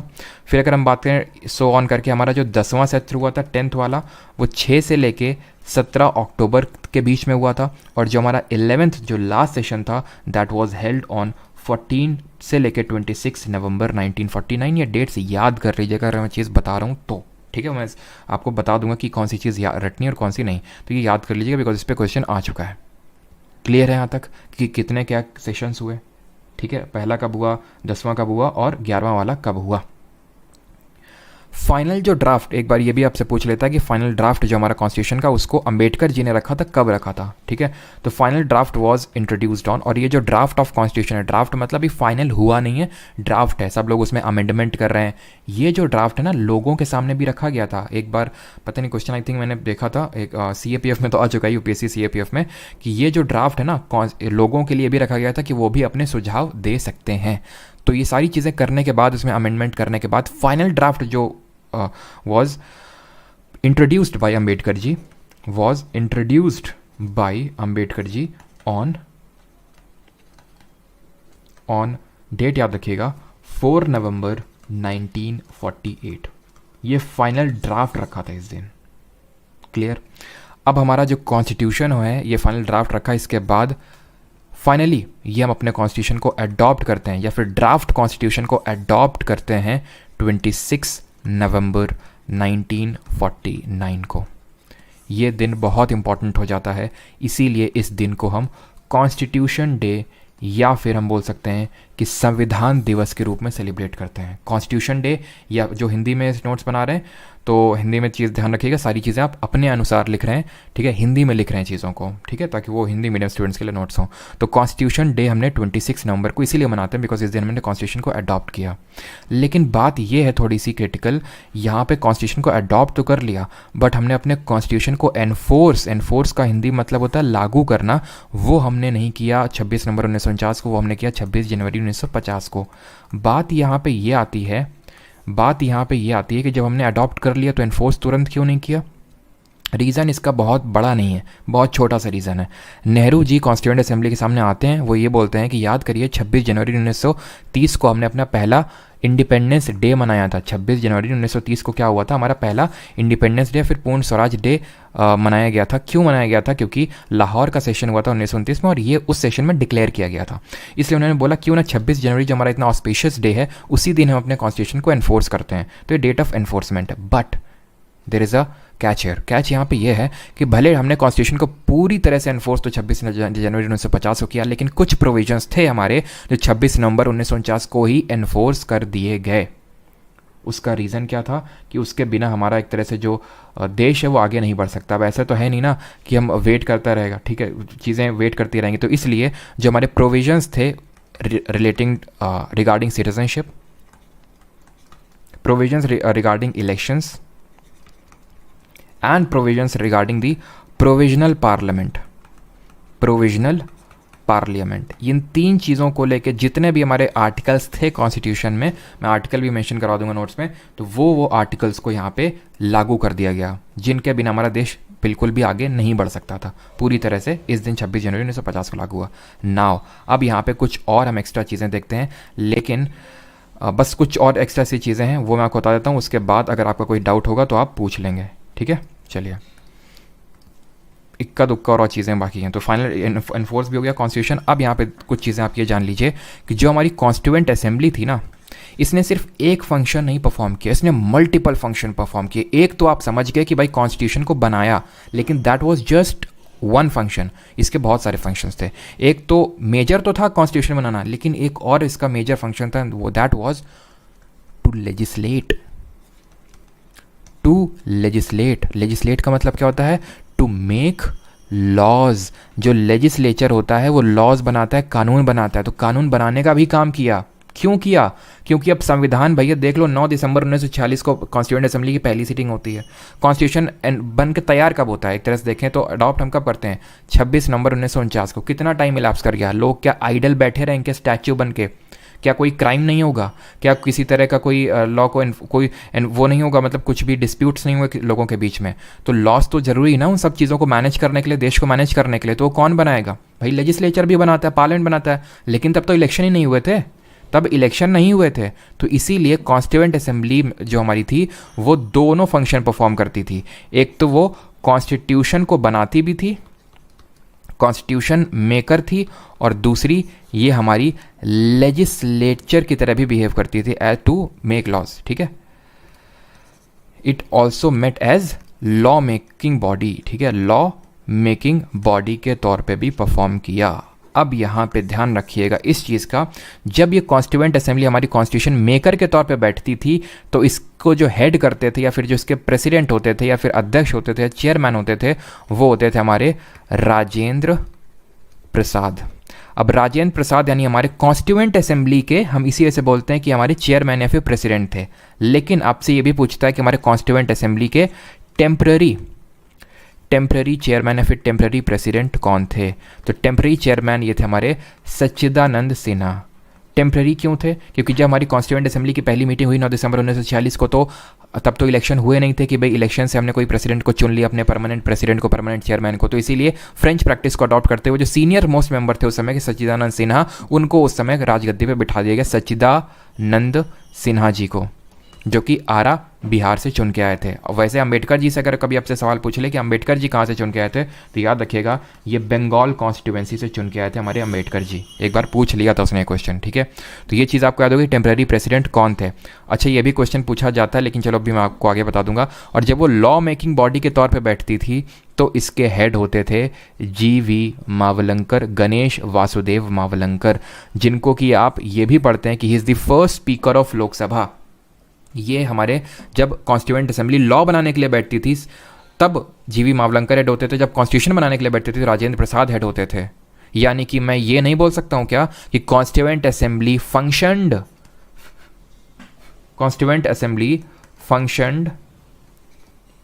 As the first parliament of India. ठीक है, फर्स्ट पार्लियामेंट ऑफ इंडिया, क्योंकि पार्लियामेंट का काम होता है लॉ बनाना, और ये हमारा लॉ मेकिंग के तौर पे भी बना। ठीक है, एक चीज़ अब यहाँ पे और देखिएगा कि इसके, ये हमने प्रेसिडेंट तो पढ़ लिया, अगर आपसे वाइस प्रेसिडेंट पूछ ले कि हमारे कॉन्स्टिट्यूएंट असेंबली के कौन थे, तो ये VT कृष्णमाचारी। ठीक है, HC मुखर्जी, दो लोग थे, HC मुखर्जी और VT कृष्णमाचारी, ये दो लोग थे हमारे vice president. Is that clear? यहाँ तक क्लियर है सभी को? अब यहाँ पे हम थोड़ी कुछ और चीज़ें देख लेते हैं, जैसे कि कॉन्स्टिट्यूएंट असेंबली के लीगल या फिर कॉन्स्टिट्यूशनल एडवाइज़र कौन थे, जिनको हम बोलते हैं संवैधानिक सलाहकार। ये थे हमारे BN राव, जिनको हम बोलते हैं बेनेगल नरसिंह राव। ठीक, ये हमारे लीगल या फिर कॉन्स्टिट्यूशनल एडवाइज़र थे। इसमें हमारे चीफ एक ड्राफ्ट्समैन भी थे। ठीक है, chief draftsman of our constitution, वो थे हमारे SN मुखर्जी। यहाँ पे शॉर्ट में लिख रहा हूँ मुखर। ठीक है, तो SN मुखर्जी पूरा नाम है, नोट्स में ही ऐड करेंगे पूरा। टोटल मैंने आपको टाइम बता दिया कितना लगेगा, लेकिन अभी मैंने बताया कि कॉन्स्टिट्यूएंट असेंबली ने 2 फंक्शन परफॉर्म किए, लेकिन इसने और फंक्शन परफॉर्म किए। वो कौन से फंक्शन है वो देखिए, अदर फंक्शन परफॉर्म करके यहाँ पे मैं लिख रहा हूँ। ठीक है, अदर फंक्शंस परफॉर्म्ड। कौन कौन से अदर फंक्शंस परफॉर्म थे यहाँ पे? ये थे, इसने कई चीज़ें हमारी अडॉप्ट करी। जैसे फॉर एग्जांपल इसने हमारे नेशनल जो फ्लैग था इसको अडॉप्ट किया। अब आपसे क्वेश्चन ये पूछता है कब अडॉप्ट किया। ठीक है, दूसरा है हमारा किसने नेशनल जो एंथम है हमारा, नेशनल एंथम जन गण मन, और जो हमारा नेशनल सॉन्ग है राष्ट्रीय गीत। ठीक है, पता नहीं क्यों राहुल गांधी की याद आ जाती है, राष्ट्रगीत बजाइए जरा। और ठीक है, उन्होंने तो गलती कर दी, राष्ट्र गान की जगह राष्ट्रगीत बोल दिया, लेकिन भाई जो बजाने वाला था उनसे भी बड़ा वाला था वो, बता देता है नेपाल का नेशनल एंथम है ना, अभी रिसेंट का वीडियो था, आपने देखा भी होगा। खैर, फ्लैग अडॉप्ट होता है हमारा 22 जुलाई 1947 को। 22 जुलाई 1947 को हम अपना नेशनल फ्लैग अडॉप्ट करते हैं। कौन? Constituent assembly. नेशनल एंथम जनगण मन, जिसको किसने लिखा था? हमारे कौन थे जिनको पहला नोबेल मिला था? गीतांजलि, रविंद्रनाथ टैगोर। National song Bankim Chandra Chatterjee. दोनों को अडॉप्ट किया जाता है 24 जनवरी 1950। इस डेट को इस तरह से भी याद रखिएगा, ये डेट और मायनों में इंपॉर्टेंट है। इसी डेट को हस्ताक्षर हुए थे जो हमारा हैंड रिटन कॉन्स्टिट्यूशन था, वो साइंड बाई दी, याद मतलब इसमें इस तरह से लिखिएगा जो नोट बना रहे हैं कि on this date constitution was signed by the constituent assembly members. इस दिन साइन किया था, हस्ताक्षर किए थे। कितने लोगों ने किए थे? 284, जिसमें कि हमारी टोटल 15 महिलाएं थी। इसमें कुछ लोग एब्सेंट भी थे, ठीक है, लेकिन वो सारी मेल थे, हमारी फीमेल कोई एब्सेंट नहीं थी, ठीक है। तो 15 हमारी फीमेल्स थी। इन फीमेल में हमारी थी जैसे कि राजकुमारी अमृत कौर, ठीक है। इसको एक्स्ट्राज में ऐड करिएगा जो नोट्स बना रहे हैं, अगर ऐड करना है इस चीज़ को तो। राजकुमारी अमृत कौर जो हमारी पहली हेल्थ मिनिस्टर थी। इसमें थी हमारी सुचेता कृपलानी जो हमारी देश की पहली चीफ मिनिस्टर थी यूपी से। देश की पहली हमारी गवर्नर राज्यपाल, महिला राज्यपाल सरोजनी नायडू जो कि यूपी की थी, वो भी इसमें शामिल थी इन 15 में से। क्लियर है? तो ये डेट क्यों इंपॉर्टेंट है? एक तो नेशनल एंथम अडॉप्ट होता है, सॉन्ग अडॉप्ट होता है, signed by the constituent assembly members, and इसी दिन लास्ट सिटिंग हुई थी कॉन्स्टिट्यूएंट असेंबली की। बट दैट डजंट मीन कि वो डिसॉल्व हो गई। क्यों डिसॉल्व नहीं हुई? ये इसलिए डिसॉल्व नहीं हुई बिकॉज 26 जनवरी से फिर बैठ गई as functioning as the parliament of India. जी हाँ, क्योंकि अभी आम चुनाव नहीं हुए थे, जिससे कि हमारी सरकार अभी नहीं बनी थी। जो हमारे जवाहरलाल नेहरू पहले प्राइम मिनिस्टर बोलते हैं तो अभी नहीं बने थे। चुनाव होते हैं 1951-52 में, तब तक ये अभी डिसॉल्व नहीं हुई थी। लास्ट सिटिंग हुई थी as a constitution maker body, लेकिन ये फंक्शन करती है, डिसॉल्व नहीं हुई थी। फ्लैग अडॉप्ट हो गया, एंथम अडॉप्ट हो गया, सॉन्ग अडॉप्ट हो गया। अब इसी डेट को एक और भी हुआ था, एक और काम हुआ था कि कॉन्स्टिट्यूएंट असेंबली ने राजेंद्र प्रसाद को इलेक्ट कर दिया as a first president of India. अभी प्रेसिडेंट ऑफ कॉन्स्टिट्यूएंट असेंबली थे ना, अब राजेंद्र प्रसाद हमारे इस तरह से लिखना है कि Rajendra Prasad elected as first president of India. इसी डेट को first president of India. Clear? और एक आखिरी काम जो इन्होंने किया हमारे कॉन्स्टिट्यूएंट असेंबली ने, कॉमनवेल्थ की मेंबरशिप को रैटिफाई किया। कॉमनवेल्थ की मेंबरशिप, ठीक है, नोट्स बना रहे हैं इसी तरह से लिखिए, कॉमनवेल्थ मेंबरशिप रैटिफाई ये किया मई 1949 को, मई 1949 को। अब यहाँ किसी का कोई डाउट हो तो वो पूछ सकता है। टाइम बता दिया, लेकिन बस एक और फाइनल चीज़ यहाँ पे मैं ऐड करना चाहूँगा, उसको लास्ट में ऐड करना, जो भी यहाँ पे नोट्स बना रहा है, बस एक final cheese, and that was कि हमारा जो हैंड रिटन कॉन्स्टिट्यूशन है उसको किसने बनाया। ठीक है, हैंड रिटन कॉन्स्टिट्यूशन यानी कि उसकी कैलीग्राफी किसने की? हैंड रिटन, या फिर मैं बोल सकता हूँ कैलीग्राफी। तो कैलीग्राफी किसने की? ये किया हमारा प्रेम बिहारी नारायण रायजादा ने। प्रेम बिहारी नारायण। अब किसी कोई डाउट है ना तो वो लिखता जाए कमेंट में, मैं देख लूँगा, क्योंकि थोड़ा सा टाइम लगता है ना जब आप भेजते हो और फिर मेरे पास रिसीव होता है। ये हैंड रिटन, ये इंग्लिश वर्जन में था। कैलीग्राफी अगर इन हिंदी पूछ ले कि हिंदी में किसने कैलीग्राफी की थी, यानी हाथ से लिखा था, 6 महीने लगे थे सर को हाथ में लिखने। और कितना, क्योंकि जो हमारे देश का संविधान अभी हम फीचर्स पढ़ेंगे तो it is the largest written constitution in the world, सबसे बड़ा लिखित संविधान है। सर अलिखित संविधान क्या होता है, अभी सारी चीज़ें देखेंगे जब क्वेश्चन करेंगे, ठीक है। तो इन हिंदी में उसको किसने वो लिखा था? ये लिखा था हिंदी वर्जन वसंत कुमार वैद्य ने। वसंत कुमार वैद्य। क्वेश्चन ये बनता है कि इसको डेकोरेट या फिर ब्यूटीफाई किसने किया? तो डेकोरेट करने का काम हमारे करते हैं नंदलाल बोस जी। नंदलाल बोस, और इनके एक शिष्य होते हैं जिनका नाम है ब्योहर राम मनोहर सिन्हा। ठीक है, ब्योहर राम मनोहर सिन्हा, जो कि प्रियम्बल है ना हमारे देश का, प्रस्तावना, उसको भी ब्यूटीफाई यही करते हैं। और कैलीग्राफी प्रेम बिहारी नारायण रायजादा ही करते हैं। उसकी खत्म होती है यहाँ पे हमारी चीज़ें। अब हम करेंगे कायदे से क्वेश्चंस। ठीक, आई होप अब यहाँ तक किसी का कोई डाउट नहीं होगा, और होगा तो पूछ लीजिए। और पहले क्वेश्चन को अडॉप्ट करिए, मतलब नॉट अडॉप्ट करिए, क्वेश्चन को सॉल्व करिए। First country to make constitution is, symbol was elephant. Yes, यहाँ पे ये भी चीज़ आप ऐड कर सकते हैं कि सिंबल वॉज एलिफेंट। एलिफेंट क्यों था? अब इसको भी याद करना बहुत आसान है, क्योंकि हमारे देश का संविधान सबसे बड़ा लिखित संविधान था। सबसे बड़ा लिखित संविधान था, दैट मीन कि सबसे बड़ा हमारा जानवर किसको हम मानते हैं? हाथी को, तो उससे आप याद रख सकते हैं सिंबल जो हमारा था कॉन्स्टिट्यूएंट असेंबली का, that was elephant. Is that clear? ये वीडियो कब तक रहेगा मैं बता दूंगा लास्ट में, कब तक रहेगा। ठीक है, आप क्वेश्चन पे करते हैं। आई थिंक किसी कोई डाउट नहीं है ना?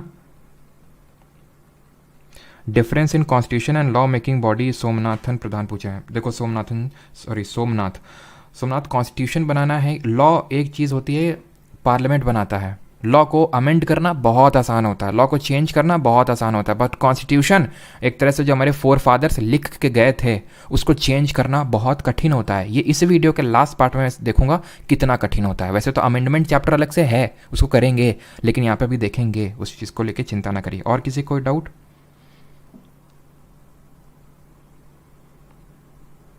हिंदी में भी नोट्स होंगे, हर्ष चिंता ना करिए, ठीक है। दिल्ली पुलिस सब में ये यार हेल्पफुल है, मैं आपको बता चुका हूँ। मैं कोई अलग अलग से बैच नहीं लाने वाला हूँ कि ये इसके लिए उसके लिए for the sake of making money, वो मैं नहीं करने वाला हूँ। ये बैच वो बैच जो है सो है ये, ठीक है। और मैं पूरा अपना शिद्दत 100% दे रहा हूँ, और मैं वो आपसे भी एक्सपेक्ट करता हूँ, बिकॉज मुझे पता है कि ये यहाँ पे सिर्फ मेरी रिस्पॉन्सिबिलिटी नहीं है, मतलब मैं खुद को रिप्रेजेंट नहीं कर रहा हूँ एक तरह से। यहाँ पे बहुत सारे ऐसे एसएससी के एजुकेटर हैं, उनको मैं थैंक्स से बोलना चाहूँगा जिन्होंने चैनल को रिकमेंड किया है कि आप यहाँ पे से पूरी तरह से जीके पे रिलाई हो सकते हैं। तो एक तरह से मेरी ड्यूटी उनके प्रति बनती है कि उनकी भी बात को मुझे रखना है, ठीक है। चलिए, तो first country to make constitution was USA. Answer सभी का आई थिंक सही है। मैच करते जाइए, डिपेंड ये नहीं करता सही है गलत है, बिकॉज ये हमने क्या क्वेश्चन अभी पढ़ा है, क्या नहीं पढ़ा है अभी तक। तो हम ये सारी चीज़ें देख रहे थे कि क्वेश्चन क्यों कर रहे हैं। प्रीवियस ईयर में जो कुछ इक्का दुक्का चीज़ें आई हैं जो हमने अभी नहीं की है, जो हम यूजुअली, अब जैसे अगर मैं यहाँ पढ़ा के छोड़ सकता हूँ क्योंकि मैंने एक तरह से मेकिंग ऑफ कॉन्स्टिट्यूशन सब कुछ बता रखा है, आपको सब कुछ बता दिया, कुछ नहीं बचा। लेकिन ये कॉन्स्टिट्यूशन ये कभी कोई कवर हुई चीज़ नहीं हुई, ये हम PYQs के थ्रू करेंगे। तो यूएसए ने was the first country to adopt the constitution 1788 में कॉन्स्टिट्यूशन को अडॉप्ट करता है। ये आज़ाद होता है यूएसए, लिखने की ज़रूरत नहीं है, तो देख लो अगर कभी पूछ ले तो, ठीक है। 4 जुलाई 1776 को ये आज़ाद होता है और 1788 को एक तरह से अपना कॉन्स्टिट्यूशन को अडॉप्ट कर लेता है, ठीक है। तो इसका भी रिटन कॉन्स्टिट्यूशन है, क्लियर। अभी रिटन अनरिटन में डिफरेंस बताऊंगा। इन विच ईयर, लेकिन यूके का अनरिटन है, हाँ। In which year did Motilal Nehru chairman and 8 other Congress leaders draft a constitution for India. Motilal Nehru और 8 अन्य कांग्रेस नेताओं ने किस वर्ष भारत के लिए संविधान का मसौदा तैयार किया, ड्राफ्ट तैयार किया? ये क्वेश्चन किया है? नहीं किया है, तभी तो PYQs कर रहे हैं भाई।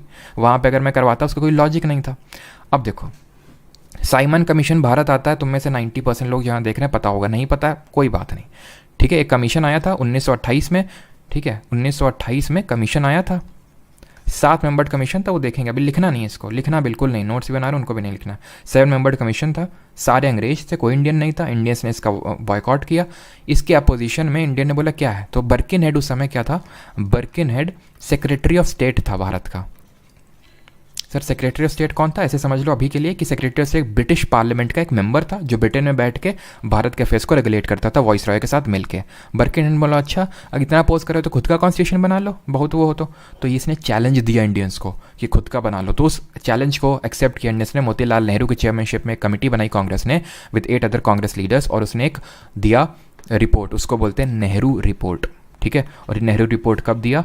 1928 में, 1928 में। इसके अपोजिशन जिन्ना उछल के आ गया, उन्होंने अपने 14 पॉइंट दे दिए। चलो मैं ये भी लिख देता हूँ, जिन्ना ने, अगर लिखना भी तो इसको एक्स्ट्राज में साइड में लिखना, ठीक है, एक्स्ट्राज में। जिन्ना ने अपने 14 पॉइंट्स दिए इसके अपोज में, ठीक। अगला देखते हैं, आपके अराउंड 38 क्वेश्चन है इन टोटल, जल्दी जल्दी हो जाएंगे बिकॉज सब कुछ कर चुके हैं हम, ठीक है। In which of the following years did the Indian National Congress make the demand for the constituent assembly, यानी कि निम्नलिखित में से किस वर्ष वर्ष में भारतीय राष्ट्रीय कांग्रेस ने संविधान सभा की मांग की थी? 28, 39, 19 या फिर 34? कब बताया था मैंने आपको? 1934 में MN रॉय पहले रखते हैं ऑफिशियल तौर पर कांग्रेस की तरफ से। 1935, सर 1935 तो ऑप्शन में है ही नहीं है तो फिर 34 मारो। ये अब मैं चाहता तो 1935 जानबूझ के रख सकता था वो दिखाने के लिए, लेकिन ये एक्चुअल में ऑप्शन आया ही नहीं था जब SSC ने अभी पूछा। तो मैं आप सबको ये बताना चाह रहा हूँ कि अगर मान लो कि 35 नहीं ऑप्शन में तो 34 है वो आप मारिए, ठीक। लेकिन ऑफिशियल तौर पे है यही कि 1934 में MN रॉय ने सबसे पहले रखी, और वो MN रॉय ही थे जिन्होंने एक तरह से बात कही और उसको अडॉप्ट किया एक तरह से कांग्रेस ने। तो हो सकता है उस सेंस से इसने 1934 दिया। अब क्या इसको करने की जरूरत है? खट खट खट क्वेश्चन होंगे, इक्का दुक्का जो होंगे उनको पढ़ेंगे कायदे से। Total membership of the constituent assembly was 389। इसमें से कितने रिप्रेजेंटेटिव प्रिंसली स्टेट थे? याद करो, 389 डिवीजन किस तरह से किया था। 296 ब्रिटिश भारत से आने थे, 93 प्रिंसली स्टेट से आने थे, ठीक है। कहाँ से आने थे? देसी रियासतों से आने थे, खत्म, 93। अगला, how many female members are part of the constituent assembly that frame the constitution? अभी बताया, कितनी थी? 15 थी, जिन्होंने साइन किया 24 जनवरी 1950 को फाइनल जो हमारा कॉन्स्टिट्यूशन, जो हैंड रिटन कॉन्स्टिट्यूशन था उसमें 15। टोटल 284 लोगों ने साइन किया था ना, उसमें से 15 हमारी वीमेन थी। आगे हमारा how many members were initially there in the constituent assembly of India, यानी कि भारत के संविधान में प्रारंभ में कितने सदस्य थे? 304, 299, 308 या फिर 310 प्रारंभ में। तो वैसे तो हमारे इतने 389 होने थे, लेकिन एक्चुअल में प्रारंभ में हमारी 299 ही सीट्स बची, क्योंकि कॉन्स्टिट्यूएंट असेंबली ऑफ इंडिया की बात कही गई है। पाकिस्तान वाला चला गया था, मुस्लिम जिन्ना अपना चला गया था, तो उसकी चली गई थी, तो 299 सीट बची थी हमारी। ठीक। Who moved the objective resolution that was later adopted as the preamble of the Constitution of India? उद्देश्यपूर्ण प्रस्ताव किसने पेश किया जिसके बाद भारत में संविधान की प्रस्तावना के रूप में अपनाया गया? किसने रखा? नेहरू ने। कब रखा? अभी हमने पढ़ा था कि हमारी 9 दिसंबर 1946 को पहली मीटिंग हुई थी और 13 दिसंबर 1946 को इन्होंने रख दिया। ठीक है, इन्होंने रख दिया और इसको अडॉप्ट कब किया गया? 22 जनवरी 1947 को। तो अब जब मैं तुम्हें ये हम लोग करते थे ना इंटेंस रिवीजन में, फिर रिवीजन में जब आगे करेंगे तो पता है मैं क्या बोलूँगा? ऑब्जेक्टिव रेजोल्यूशन नेहरू 13 दिसंबर 1946, 22 जनवरी 1947, तुम समझ जाओ। ठीक है, मैं ये नहीं बोलूँगा कि ऑब्जेक्टिव रेजोल्यूशन लाए थे नेहरू जी, फिर उसको संविधान ना। ऑब्जेक्टिव रेजोल्यूशन नेहरू 13 दिसंबर 1946, 22 जनवरी 1947। अब ये इसकी प्रेरणा पता है मुझे कहाँ से मिली? हमारे गाँव में एक दादाजी हुआ करते थे। वो दादाजी क्या होता है, जैसे उनसे पूछा जाए, जैसे हमारे यहाँ एक ब्लॉक पड़ता है घाटमपुर, और हमारा जो गांव है वो घाटमपुर ब्लॉक में आता है, कानपुर वाले जानते होंगे। ठीक है, तो वो क्या करते थे, जैसे फॉर एग्जांपल उनसे पूछा था, दादा कहाँ गए थे, कहाँ से आ रहे हो? तो बोलेंगे साइकिल कि मतलब पैदल क्यों आ रहे हो, साइकिल पैदल क्यों आ रहे हो? तो बोलते हैं साइकिल पैदल, साइकिल पंचर घाटमपुर पैदल। तो मतलब घाटमपुर जा रहे थे, साइकिल पंचर हो गई, इस वजह से पैदल आना पड़ रहा है। तो शॉर्ट में बात को कैसे रखा जाता है कि शॉर्ट में इतनी सारी चीज़ें अगर हमें रिवाइज करनी है तो इस तरह से रिवीजन करना होगा। इन 1946 who among the following was made the interim president of the Indian constituent assembly? अब बताइए कौन था? अब देखते हैं आप कर पाते हैं कि नहीं कर पाते हैं, और आई होप ये सभी लोग कर पाएंगे, बिकॉज अभी मैंने बताया अगर ये नहीं कर पा रहे हैं दैट मीन्स कि आप फिर वहाँ पे एग्जाम में लटकने वाले हैं। उसका रीज़न ये है, एग्जाम में कभी आप ये मत एक्सपेक्ट करिए कि एकदम डायरेक्ट छपा वही मिल जाएगा। हो सकता है कि वो थोड़ा सा मॉडिफाई करके आपसे वो पूछ ले। हिंदी नोट्स मिलेंगे, ठीक है।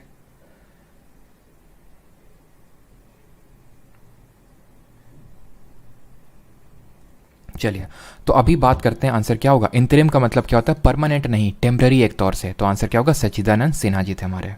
सरोजिनी नायडू देश की पहली महिला राज्यपाल और कांग्रेस की पहली भारतीय महिला अध्यक्ष। ठीक है, तो आंसर यहाँ पे सच्चिदानंद सिन्हा होगा, जो आरा बिहार से चुने गए थे। इंतरिम प्रेसिडेंट का मतलब है टेम्पररी प्रेसिडेंट। परमानेंट कौन थे? राजेंद्र प्रसाद। Vice president VT Krishnamachari, HC. मुखर्जी। ठीक है, constitutional advisor, legal advisor BN. Rau, chief draftsman SN. Mukherjee. इस तरह से रिवीजन होना चाहिए। When was the first constituent assembly elections held in India? पहले इलेक्शन कब हुए थे? अभी बताया था, याद करो। कॉन्स्टिट्यूएंट असेंबली की इलेक्शन जिसमें कि कांग्रेस मेजॉरिटी में आई थी, 208 सीट मिली थी, मुस्लिम लीग को बेचारे को 73 मिली थी। जुलाई अगस्त ऑफ 1946। अरे ऐसे गेस करो ना, 1947 तो हो नहीं सकता, ये भी नहीं हो सकता, ये भी नहीं हो सकता। क्यों? क्योंकि जब कॉन्स्टिट्यूएंट असेंबली की इलेक्शन हुए तभी तो कॉन्स्टिट्यूएंट असेंबली बैठी होगी। कॉन्स्टिट्यूएंट असेंबली का तो पहला सिटिंग 9 दिसंबर 1946 को हुआ था, तो ऑब्वियस सी बात है 1946 में आपके इलेक्शन हुए होंगे। When did the first meeting of the constituent assembly took place? पहली मीटिंग कब हुई? खत्म। अब ये सारे क्वेश्चन PYQ हैं, ठीक है। हाउ मैनी, अब इसमें स्पीड आपको नहीं लगनी चाहिए कि सर स्पीड में कर रहे हैं, सब कर चुके हैं। How many total sessions of Indian constituent assembly were held? Total कितने हुए थे बताइए, याद करिए। 8, 11, 12, 15। जल्दी से आंसर दीजिए, एकदम चार्ज रफे में, ठीक है। जल्दी से ख़त्म करो 11, ताकि बाकी सब्जेक्ट भी तो आपको पढ़ने हैं, ठीक है। उस सेंस ऑफ अर्जेंसी से पढ़ा करो, इस सेंस से नहीं कि मज़ा आ रहा है। मज़ा लो, लेकिन उतना ही मज़ा लो जितने टाइम तक हम तुम्हें मज़ा दे रहे हैं। उसके बाद मज़ा लोगे ना तो फिर वो दिक्कत वाली चीज़ है। समझ रहे हो? भावनाओं को समझो थोड़ा सा, है ना। मज़ा लेने के लिए मना नहीं है, लेकिन मज़ा तब तक लो जब तक एक्चुअल में मज़ा हो रहा हो, लेकिन फिर सोच सोच के मज़ा मत लो, ठीक है। तो ऑप्शन नंबर बी 11। और मैंने आपको सेशन भी बताए थे कि फर्स्ट सेशन कब हुआ था, याद करो। फर्स्ट का मैंने क्या बताया था? फर्स्ट सेशन हुआ था 9 से लेकर 23 दिसंबर 1946। फिर हुआ आपका 10th सेशन, बीच के हमें याद नहीं करना है, अगर आप देखना चाहते हो देख सकते हैं, बाकी पूछता तो नहीं उतने, और पूछ भी लेगा ना तो यार कितना चीज़ें पढ़ोगे तुम, खुद भी तो सोचो। मैं पढ़ाने को तो यहाँ पे लिखवा दूँ बड़ा चौड़ में कि देखो ये सारी दूसरा तब हुआ, तीसरा तब हुआ। याद कर पाओगे वो डिपेंड करता है, जितना याद कर पाओ उतना याद करो बस, ठीक है, उतना पढ़ो। अब ऐसा भी नहीं कि सर हम तो कुछ भी नहीं याद कर सकते, तो मत याद फिर पढ़ो फिर, है ना। और लास्ट वाला जो हुआ था, जो 11th हुआ था, 14 से लेकर 26 नवंबर 1949 को हुआ था, ठीक है, 1949 को। क्लियर है? ये भी आपका 1949 में ही है। अगले क्वेश्चन पे आते हैं। 14th, who was appointed as the assembly's constitutional adviser in 1946? Constitutional adviser sir Benegal? Narsing Rau. BN Rau हमारे कॉन्स्टिट्यूशनल या फिर लीगल एडवाइज़र थे, ख़त्म। अयंगर जी क्या थे हमारे जो ड्राफ्टिंग कमेटी थी उसके एक मेंबर थे। अंबेडकर जी हमारे चेयरमैन थे। मुंशी जी वे हमारे उसी कमेटी के मेंबर थे, ड्राफ्टिंग कमेटी का। आई थिंक ये मैं क्या लिखवाना भूल गया था क्या वहाँ पे, आई थिंक जैसा मुझे याद आ रहा है, क्योंकि मुंशी जी ऐसा तो मुझे लग रहा है मुंशी जी का मैंने अभी तक नाम ही नहीं लिया है। तो मुंशी जी आई थिंक वहाँ पे ने 6 बताए होंगे, गलती से ऐसा हो गया होगा तो देख लीजिएगा। वहाँ पे मुंशी भी के मुंशी भी हमारे थे। मुंशी जी का काम क्या होता है, हम मुंशी जी को किससे रिलेट करते हैं, लिखा पढ़ी के काम से, तो भाई ड्राफ्ट करने के काम से। तो मुंशी जी तो ऑब्वियस बात है ड्राफ्टिंग कमेटी के मेंबर होंगे, ठीक। 15th पे आते हैं, who was the chairman of the house committee of the constituent assembly. अब यहाँ पे आप फंसेंगे, भारत की संविधान सभा की हाउस कमेटी के अध्यक्ष कौन थे, पट्टाभी सीतारमैया, रमैया वस्तावैया, AV ठक्कर या फिर JB कृपलानी या फिर KM मुंशी जी, कौन थे हाउस कमेटी के चेयरमैन। अब यहाँ पे मैंने आपको कमेटी के चेयरमैन नहीं बताए। याद करिए जब मैं आपको कमेटी पढ़ा रहा था तो मैंने बताया 8 मेजर और 13 माइनर कमेटीज़ बनी 8 मुख्य समितियाँ और 13 लघु समितियाँ। लेकिन मैंने उसके क्या बोला कि हम आगे देखेंगे, अब वो समय आ गया है आगे देखने का, पीछे देखने का नहीं। लेफ्ट साइड में आप देख रहे हैं मेजर कमिटीज़, राइट साइड में आप देख रहे हैं माइनर कमिटीज़। कमिटीज़ क्यों बनी थी, ताकि काम को कैटेगराइज किया जा सके और एफएसआर वे में काम ना हो और एक तरह से दिक्कत ना हो। अब देखो यहाँ पे कमेटी के चेयरमैन तुमसे डायरेक्ट पूछता है, union power committee, rules of procedure committee, provincial constitution committee, steering committee, drafting committee, adviser committee on fundamental rights, union constitution committee और स्टेट्स कमेटी, ये कमेटीज़ के नाम है। हिंदी मीडियम के स्टूडेंट से गुजारिश करूँगा कि यह तो नहीं होगा तो मैं इसके नोट्स लगवा दूंगा हिंदी में भी, तो प्लीज़ एक बार देख लीजिएगा। अब यहाँ पे एक टिप देता हूँ मैं आपको, जिस भी नाम के आगे यूनियन तुम्हें दिखा मिल जाए उसके चेयरमैन नेहरू ही होंगे, ख़त्म बात। आई एम नॉट सेइंग कि नेहरू जी जो भी कमेटी का नाम यूनियन से शुरू हो रहा है उसके चेयरमैन होंगे। I am not saying that, I am saying that कि अगर यूनियन किसी कमेटी का नाम यूनियन से शुरू हो रहा है तो उसके पक्का नेहरू होंगे। अभी भी आप कंफ्यूज होंगे कि सर कहना क्या चाह रहे हैं। हम ये कहना चाह रहे हैं, देखो जवाहरलाल नेहरू लिखा है यहाँ पे, लेकिन क्या यहाँ पे यूनियन कमेटी यूनियन है क्या इसके नाम के आगे, नहीं है। तो यानी कि अगर यूनियन है तो पक्का नेहरू होंगे। छोड़ो यार सब, यूनियन होंगे तो नेहरू होंगे। एक और एक्स्ट्रा कमेटी है स्टेट। यूनियन और स्टेट हम पढ़ते हैं ना, यूनियन का मतलब क्या होता है, संघ होता है, सेंटर, राइट। स्टेट का मतलब क्या होता है, राज्य। तो ऐसे याद रख लो, जिस भी के नाम के आगे यूनियन या स्टेट होगा उसके नेहरू होंगे। तीनों याद हो गई आपको, हो गई याद यहीं के यहीं, आपको इसको रटने की जरूरत नहीं है। अब देखो प्रोविंशियल कॉन्स्टिट्यूशन कमेटी, हम सरदार पटेल जी की जन्म दिवस कब मनाते हैं, जिसको हम एकता दिवस के रूप में मनाते हैं, जरा बताइए कब इनका जन्म हुआ था, जिसको हम नेशनल यूनिटी डे के रूप में सेलिब्रेट करते हैं। अक्टूबर का मंथ है, याद करो कब होता है, लास्ट में है, ठीक है। तो प्रोविंसेस को हम क्यों मनाते हैं एकता दिवस, क्योंकि भारत को एक करने में सबसे बड़ा रोल इन्होंने पटेल जी ने हमारे दिया था। प्रोविंसेस को भारत में सम्मिलित करने में इन्हीं का सबसे मुख्य रोल था। तो इसलिए हम बोल सकते हैं कि जो प्रोविंसेस को इंडिया में मर्ज किया वो सरदार पटेल जी ने किया, इसलिए प्रोविंशियल कॉन्स्टिट्यूशन कमेटी के हेड होंगे सरदार पटेल। 4 कमेटी याद हो गई। अब हमारे प्रेसिडेंट कौन थे कॉन्स्टिट्यूएंट असेंबली के, राजेंद्र प्रसाद जी थे, ठीक है। तो पी से प्रसाद और पी से प्रोसीजर, या फिर प्रोसीजर कौन बनाएगा, जो सबसे बड़ा हेड होगा ना वही तो प्रोसीजर बनाएगा। तो रूल्स ऑफ प्रोसीजर कमेटी के हेड कौन थे, डॉक्टर राजेंद्र प्रसाद। स्टीयर करने का काम, स्टीयरिंग का मतलब होता है देखना, एक तरह से ऐसे समझ लो आप। तो स्टीयर भी देखा देखी मतलब एक तरह से देख रेख कौन कर रहे थे, राजेंद्र प्रसाद जी हमारे। कॉन्स्टिट्यूशन को ड्राफ्ट, ये तो सबको याद है, ड्राफ्टिंग कमेटी है तो अभी देख के हैं। अब बचती है एक committee, advisory committee on fundamental rights, minorities and tribal and excluded areas.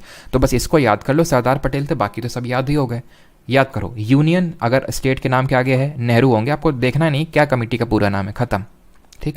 Provinces को भारत में किसने शामिल किया, पटेल जी ने। ड्राफ्टिंग कमेटी सबको पता है, और प्रोसीजर बनाने का काम और उन प्रोसीजर की देखा रेखी का काम, स्टीयरिंग करने का काम राजेंद्र प्रसाद जी का था।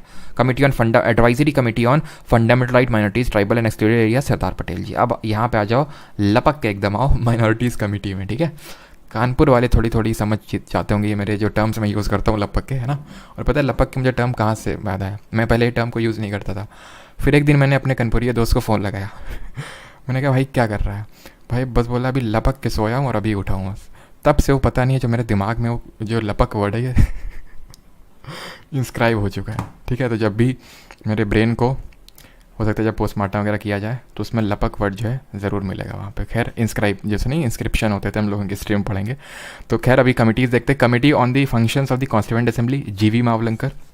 ना हो GV मावलंकर से क्या याद आना चाहिए, इन्होंने कॉन्स्टिट्यूएंट असेंबली को हेड किया था जब constituent assembly met as a law making body और अ लेजिस्लेटिव बॉडी, ठीक है। और यही हमारे लोकसभा के पहले स्पीकर थे।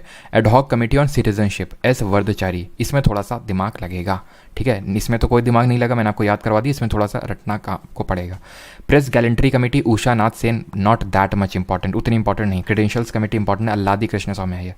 Order of business committee, Munshi ji business संभाल रहे थे पूरा, क्योंकि मुंशी जी का काम क्या होता है, लिखा पढ़ी का, यानी बिजनेस का काम होता है। राजेंद्र प्रसाद जी एक माइनॉरिटी कमेटी के को भी हेड कर रहे थे, उसका नाम था फाइनेंस और स्टाफ कमेटी। फाइनेंस देख रहे थे, पैसा उसी के हाथ में दिया जाएगा जो हेड होगा। कमेटी ऑन चीफ कमिश्नर की जो हमारी प्रोविंस थी उसमें पट्टा भी सीतारमैया, ठीक है। हाउस कमेटी, घर की देख रेख कौन करा था, पट्टा भी सीतारमैया। ऐसे याद रखिए, सीतारमैया वस्तावैया करके उससे थोड़ा उस मूवी से रिलेट करने की कोशिश कीजिए। मूवी का नाम तो मुझे याद नहीं, आई थिंक यही कुछ था, रमैया वस्तावैया करके, तो उससे आप रिलेट कर सकते हैं, बिकॉज उसमें सब पूरा घर वर का ही दिखाया गया है ना। तो house committee Pattabhi Sitaramayya. Ad hoc committee on the supreme court S Varadachari, S से आपका सुप्रीम कोर्ट याद हो जाएगा, S Varadachari supreme court. Expert committee on financial provision Nalini Ranjan Sarkar, not that much important. ये 10 हैं सर, आपने तो 13 बोली थी माइनर कमेटीज़, बिल्कुल। इसमें कुछ और हैं जो मैं रिकॉल कर पा रहा हूँ, यहाँ पे मैं लिख देता हूँ, यहाँ पे मैं लिख देता हूँ, ठीक है। एक तो थी आपकी लिंग्विस्टिक प्रोविंसेस कमेटी, एक सेकेंड, एक थी आपकी लिंग्विस्टिक, लिंग्विस्टिक का मतलब क्या होता है, भाषा के आधार पे, ठीक है। लिंग्विस्टिक प्रोविंसेस कमीशन था ये, इसको किया था एस के धार जी ने, हेड किया था एस के धार। इसको कैसे याद रख सकते हैं, क्योंकि ये हम पढ़ेंगे आगे, ये लिंग्विस्टिक प्रोविंसेस कमीशन एस के धार जी ने किया था कि भाई स्टेट लिंग्विस्टिक बेसिस पे बनने चाहिए फिर नहीं बनने चाहिए। एक और थी आपकी ad hoc committee on flag, that is very committee important. Ad hoc का मतलब क्या होता है, एडहॉक का मतलब होता है टेम्पररी। जब हम पार्लियामेंट्री कमिटीज़ चैप्टर पढ़ेंगे तो वहाँ भी एडहॉक वर्ड का आप वहाँ पे मेंशन देखेंगे, उसका मतलब होता है टेम्पररी बेसिस पे। तो एडहॉक कमेटी ऑन जो फ्लैग बनी थी झंडे पे, डॉक्टर राजेंद्र प्रसाद, ये झंडे वाला ने यहाँ राजेंद्र प्रसाद से मिलने के लिए उतरे हैं, ठीक है। तो doctor Rajendra Prasad what was the chairman of the house committee. तो अब यहाँ पे देख लीजिए, हाउस कमेटी घर, घर बताइए, घर पट्टा भी सीतारमैया, ठीक है। ऑप्शन नंबर बी क्लियर है, क्लियर है सभी को। जेबी कृपलानी तो थे ही नहीं। मुंशी जी हमारे क्या कर रहे थे, बिजनेस को हेड कर रहे थे, देखिए यहाँ पे order of business committee Munshi ji. तो कुछ तो आपको ऐसे ही याद हो गया, बस कुछ में थोड़ा सा एफर्ट लगेगा।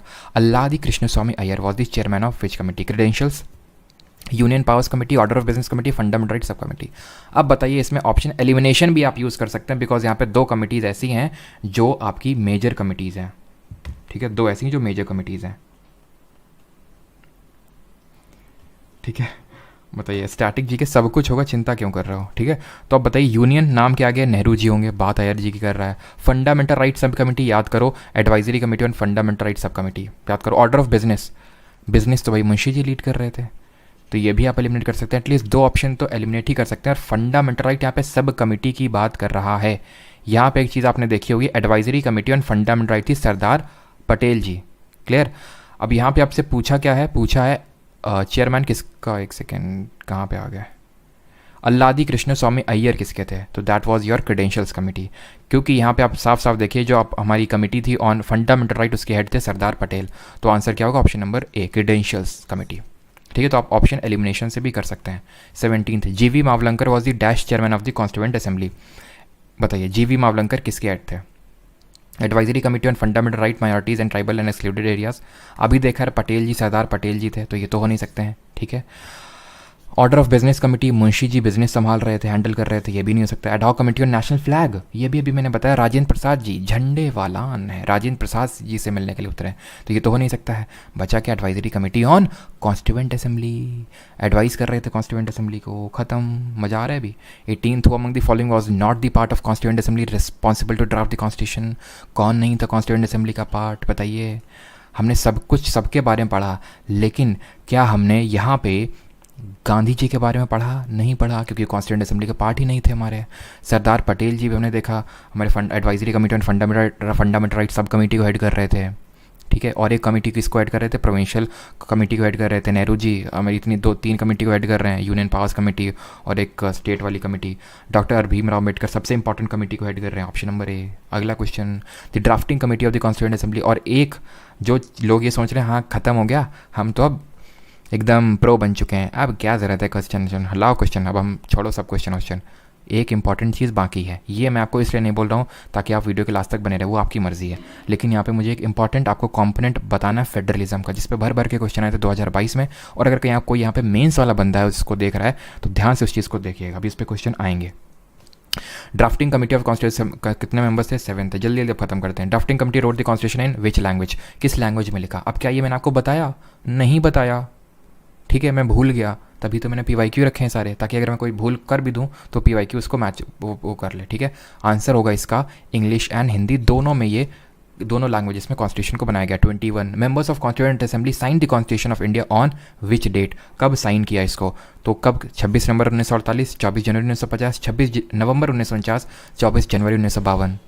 इन दो डेट्स को तो एलिमिनेट कर सकते हैं, दोनों डेट्स तो हमने सब कुछ पढ़ लिया, लेकिन ये दो डेट्स तो नहीं पढ़ी हैं, राइट। और अब बात कर लेते हैं, आंसर इसका 24 जनवरी 1950 होगा। इस डेट को क्या हुआ था? कॉन्स्टिट्यूएंट असेंबली के मेंबर्स ने साइन किया था। कितने मेंबर्स ने साइन किया था? 284 ने किया था, जिसमें 15 हमारी महिलाएं थीं। और इस डेट को क्या हुआ था? National anthem, national song adopt हुआ था। इसी डेट को राजेंद्र प्रसाद को first president of India elect किया गया था। यही इसी दिन लास्ट सिटिंग हुई थी कॉन्स्टिट्यूएंट असेंबली की। चारों चीज़ रिवाइज हो गई। 22 पे आते हैं। Constitution of India was hand written by, किसने हाथ से लिखा था? जल्दी से। कन्हैया लाल मानेकलाल मुंशी जी, KM मुंशी जिनको शॉर्ट में बोलते हैं। नहीं, मुंशी जी के रिगार्डिंग हमने क्या पढ़ा है? बिजनेस कमेटी को हेड कर रहे थे और ड्राफ्टिंग कमेटी के मेंबर थे। इनके बारे में तो अभी तक हमने पढ़ा ही नहीं है। आंसर क्या होगा? ऑप्शन नंबर सी, प्रेम बिहारी नारायण राजादा ने हाथ से लिखा था, इंग्लिश में। हाथ से लिखा था, हिंदी में वसंत कुमार वैद्य ने। डेकोरेट किया था नंदलाल बोस ने, और उनके शिष्य बेहौर राम मनोहर सिन्हा ने।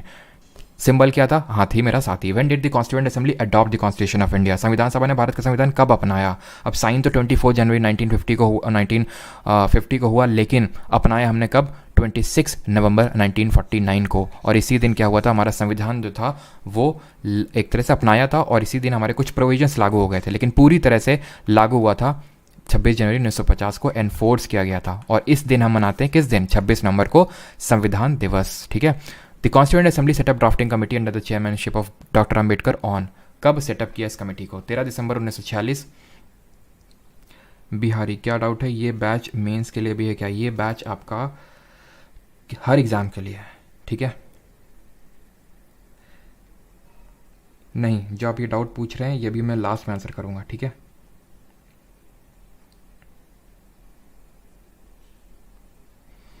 और कृपया रेलेवेंट डाउट भेजें, ठीक है। जो इक्का दुक्का लोग इस तरह के डाउट भेज रहे हैं वो नहीं एंटरटेन किए जाएंगे बिल्कुल। तो आंसर क्या होगा? 13 दिसंबर 1946 को हमारा ऑब्जेक्टिव रेजोल्यूशन क्या किया गया था? मूव किया गया था अम्बेडकर जी की तरह। 22 जनवरी 1947 को अडॉप्ट किया गया था। इस डेट को तो कुछ हुआ ही नहीं था। 29 अगस्त 1947 को ड्राफ्टिंग कमेटी को सेटअप किया गया था। ये क्या पढ़ा था? वहाँ पे नहीं पढ़ा था, तो इसको ऐड करना है। जो नोट्स बना रहे हैं वही ड्राफ्टिंग कमेटी में आप इस चीज़ को ऐड कर लेंगे 29, क्योंकि प्रीवियस ईयर का है। ऐसे रैंडम क्वेश्चन तो ठीक है, रैंडम है भाई। डेट अब किस कमेटी का पूछ लिया? अब सर हम क्या हर कमेटी का डेट का सेटअप याद रखें? नहीं, जो जनरल चीज़ें थी मैंने आपको बता दी शुरुआत में। अब जो PYQs हैं वो किए ले रहे हैं, इसके बाद करने की ज़रूरत ही नहीं है, ज़रूरत ही नहीं है बिल्कुल। बस उसी को बार बार आपने रिवाइज़ करना है, ख़त्म।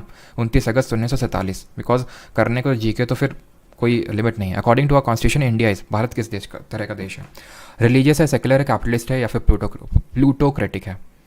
रिलीजियस स्टेट वो होता है जहाँ पे एक ही रिलीजन को स्टेट मानता है। अब स्टेट का मतलब ये UP MP तरह से मत लीजिएगा, स्टेट का मतलब है देश समझिए। यहाँ पे जब फंडामेंटल राइट पढ़ेंगे, DPSP पढ़ेंगे, वहाँ स्टेट का मतलब देखेंगे।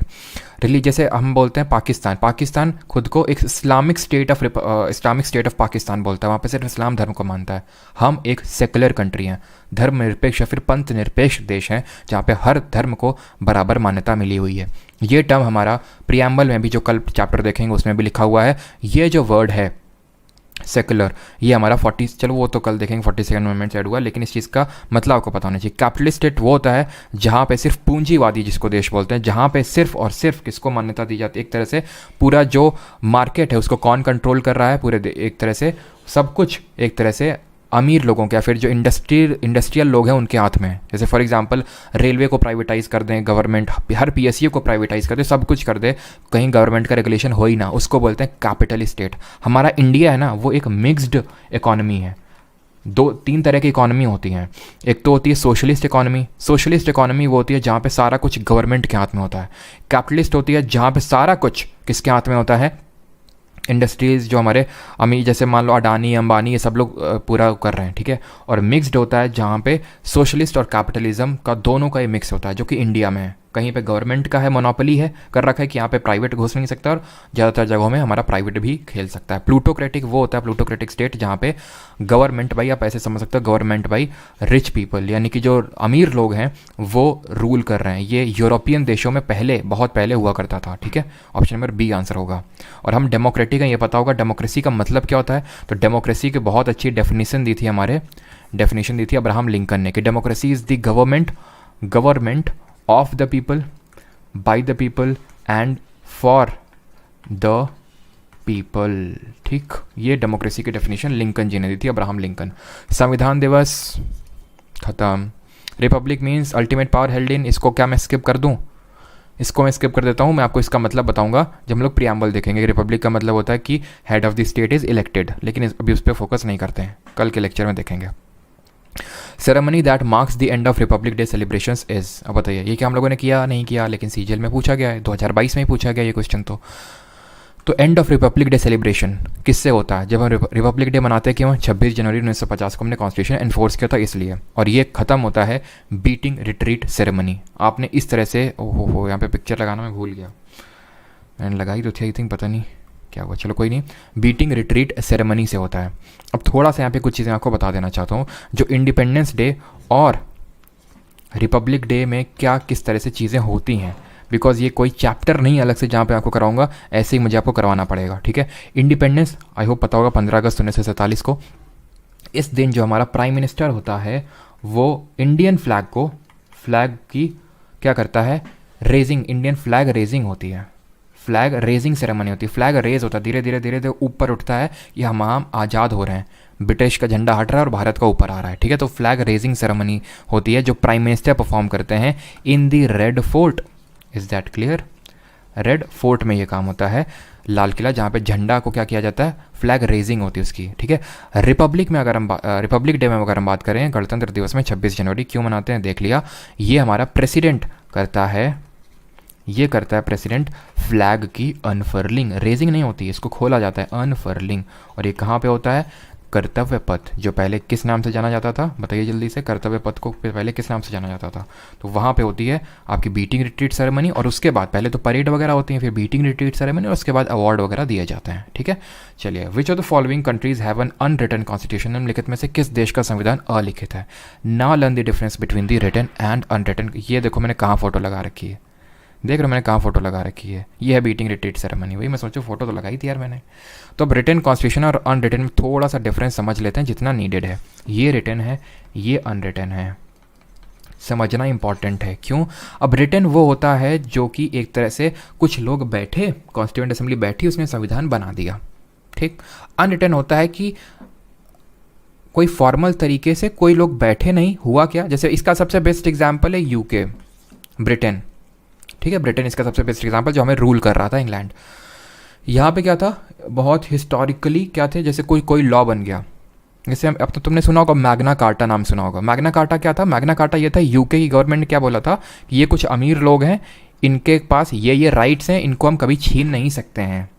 वहाँ से एक तरह से उस चीज़ का जन्म हुआ, ठीक है। तो ऐसे बहुत सारी चीज़ों का जन्म होता गया, तो उन सारी चीज़ों को इकट्ठा मिला दिया गया और बोल दिया गया कि ये हमारे देश का कॉन्स्टिट्यूशन है।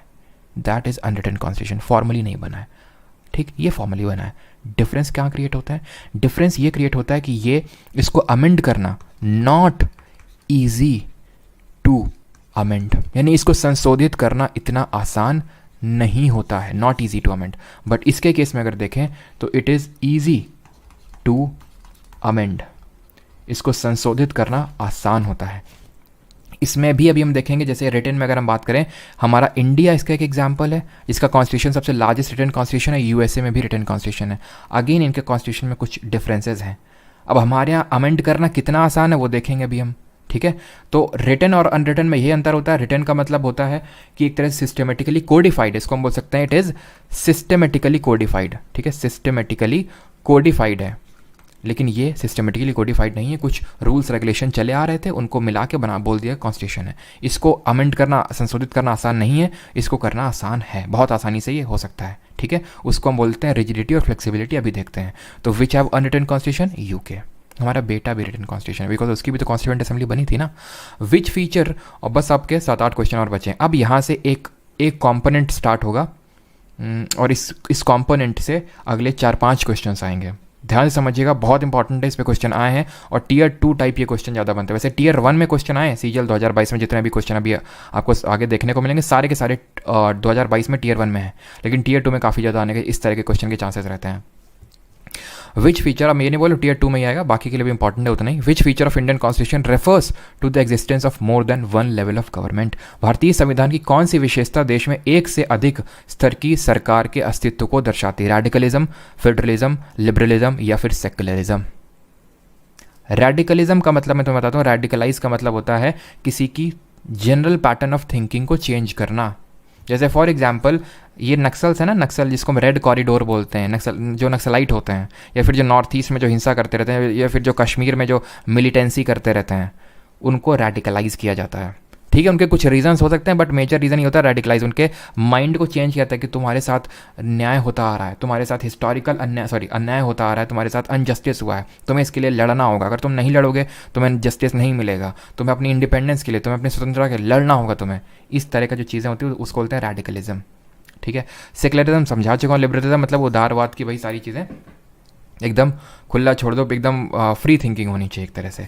यहाँ पे जो क्वेश्चन पूछ रहा है उसका आंसर होगा फेडरलिज्म, संघवाद। बहुत कायदे से इसका मतलब समझना, फेडरलिज्म का मतलब क्या होता है, ठीक है। इस क्वेश्चन को कर लें, अगले वाले को फिर बताता हूँ मैं, ठीक है। विच of the following is one of the key features of the Indian constitution. निम्नलिखित में से कौन भारतीय संविधान की प्रमुख विशेषता में से एक है? Autocratic government, dependent judiciary, non secular, federalism. अभी क्योंकि तुम फेडरलिज्म के बारे में कर क्या, जो तुम्हें बहुत आसान है फेडरलिज्म, लेकिन जब क्वेश्चन आता है तो उतना आसान होता नहीं है, ठीक है, होता नहीं है, ठीक है। तभी इंपॉर्टेंस बढ़ जाती है मिक्स क्वेश्चंस की, लेकिन फेडरलिज्म की इंपॉर्टेंस समझो, ठीक है। अब ऑटोक्रेटिक गवर्नमेंट क्या होती है? ऑटो, निरंकुश सरकार, मतलब एक तरह से तानाशाही वाली सरकार। क्या भारत में तानाशाही वाली सरकार है क्या? भाई मीडिया चैनल्स पे या फिर अपोजिशन की बात सुन के मत जाना। हमारी इंडिया में डेमोक्रेसी है, चाहे वो कोई भी गवर्नमेंट रही हो, चाहे वो बीजेपी रही हो, चाहे कांग्रेस रही हो, डेमोक्रेसी हमारे यहाँ, ऑटोक्रेटिक गवर्नमेंट नहीं है ना। क्योंकि एग्जीक्यूटिव जो होती है हमारी सरकार, वो रिस्पॉन्सिबल होती है लेजिस्लेचर को, ठीक है, तो वो कभी भी हट सकती है, ठीक है। तो इस वजह से ऑटोक्रेटिक नहीं है। डिपेंडेंट जुडिशरी है, हमारे यहाँ इंडिपेंडेंट जुडिशरी है, न्यायपालिका स्वतंत्र है, वो भी हम आगे देखेंगे। आई होप शायद कल के लेक्चर में सारी चीज़ें देखेंगे। नॉन सेकुलर नहीं, सेकुलर है। बचा क्या? फेडरलिज्म है। अब फेडरलिज्म का मतलब पता है क्या होता है? फेडरलिज्म का मतलब होता है, क्वेश्चन अभी रियल क्वेश्चन नहीं आया फेडरलिज्म पे। रियल क्वेश्चन तो ये जो मेरी ये स्लाइड दिख रही ना, इससे अभी रियल क्वेश्चन बनेंगे। फेडरलिज्म का मतलब, और ये बस आखिरी ही आपका ये एक तरह से बोल सकते हैं कॉम्पोनेंट है। फेडरलिज्म का मतलब होता है division of powers, division of powers between centre and states, यानी कि केंद्र और राज्यों के बीच में शक्ति का बंटवारा, फेडरलिज्म उसको बोलते हैं। ये होता है फेडरलिज्म, ठीक। अब जब तुम क्वेश्चन देखोगे ना, तुमसे आगे जब क्वेश्चन आएंगे, दो तरह के क्वेश्चन पूछेगा। इस बोलेगा कि इसमें से फेडरल फीचर कौन सा और इसमें यूनिटरी फीचर कौन सा है। तुमसे पहचानने के लिए बोलेगा कि बताओ बेटा फेडरल फीचर कौन सा है बेटा, और बेटा ये बताओ कि यूनिटरी फीचर कौन सा है। तो इसको पहचानना कैसे जाएगा, ऐसे समझो। अभी देखो, फेडरल फीचर की अगर बात करें तो कोई भी फीचर जो स्टेट्स को पावर दे रही है। हमारे यहाँ यूनियन है, हमारे यहाँ स्टेट्स हैं। कितने स्टेट हैं? 28 स्टेट्स हैं, 8 यूटीज़ हैं, ठीक।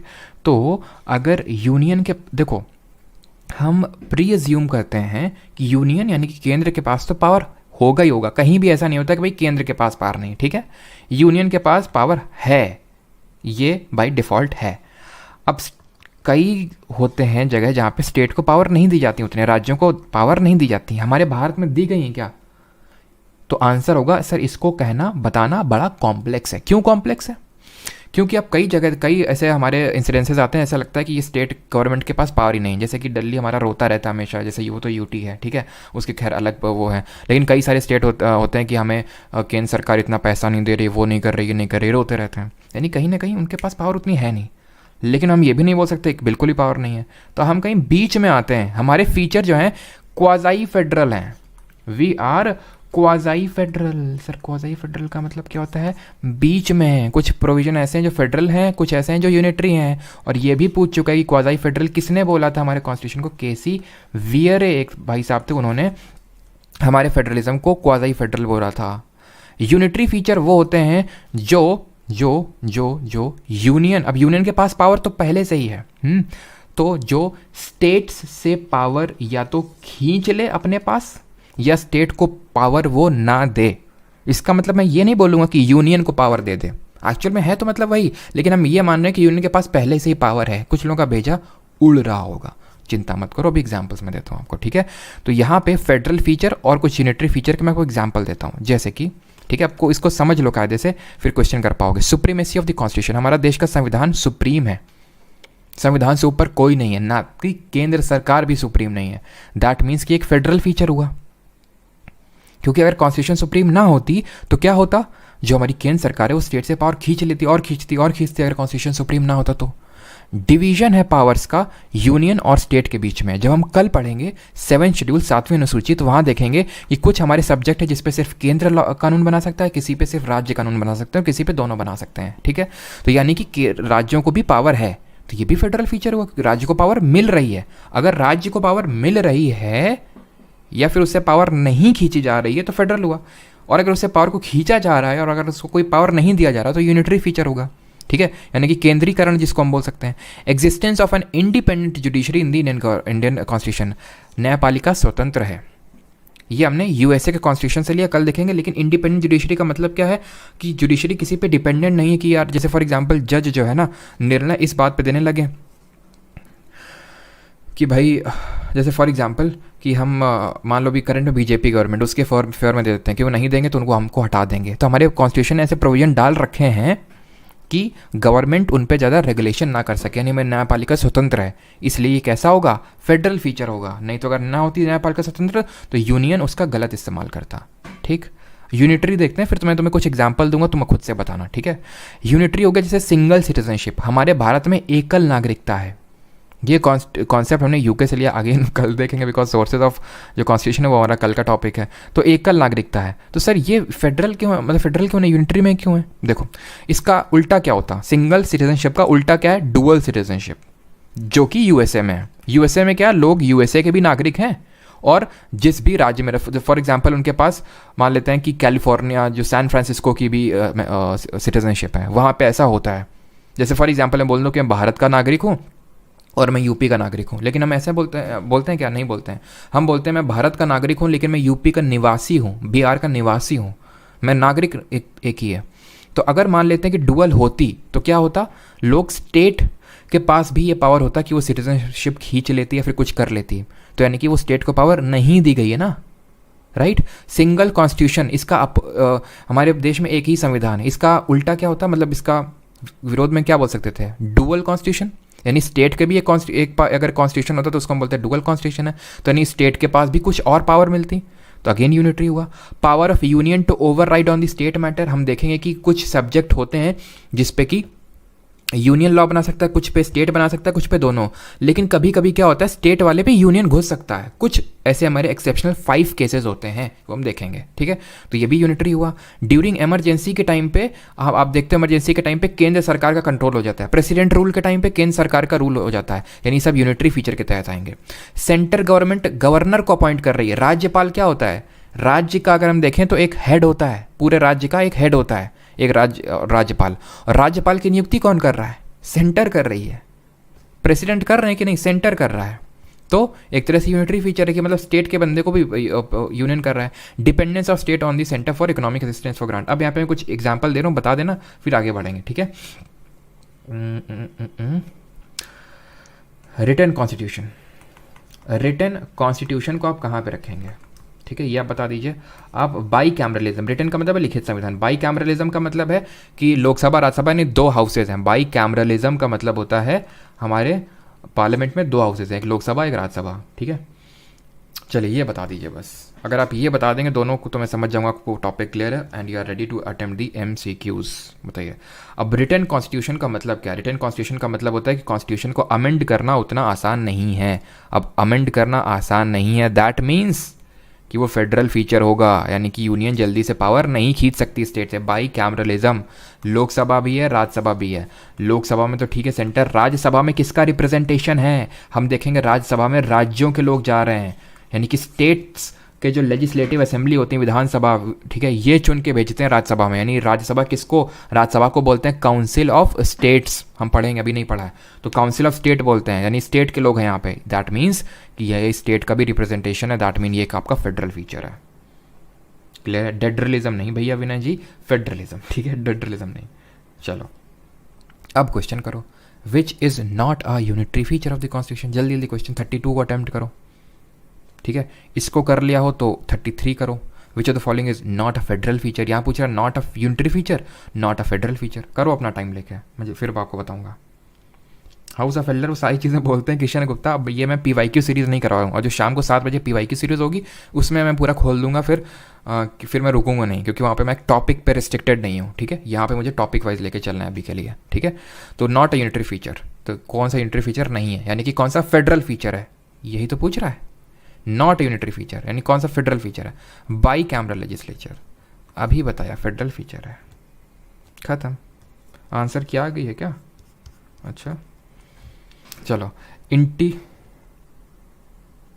अंकित कुमार सिंह ने बहुत अच्छा यहाँ पे क्वेश्चन लिखा है, बिल्कुल, आई वॉज वेटिंग। अच्छा यही क्वेश्चन तो नहीं पूछा है, नहीं पूछा अभी, आई थिंक आ गया है। चलिए अभी तो है ये ना ऑप्शन में, चलो ठीक है। तो ये चीज़ क्लियर हो गई ना कि ये जो है कहाँ गया यार ये इंटीग्रेटेड जुडिशियल सिस्टम। अब ये भी समझ लो, अभी नहीं बताया। इंटीग्रेटेड जुडिशरी का मतलब है कि सुप्रीम कोर्ट, हाई कोर्ट सब इंटीग्रेटेड हैं, ठीक है।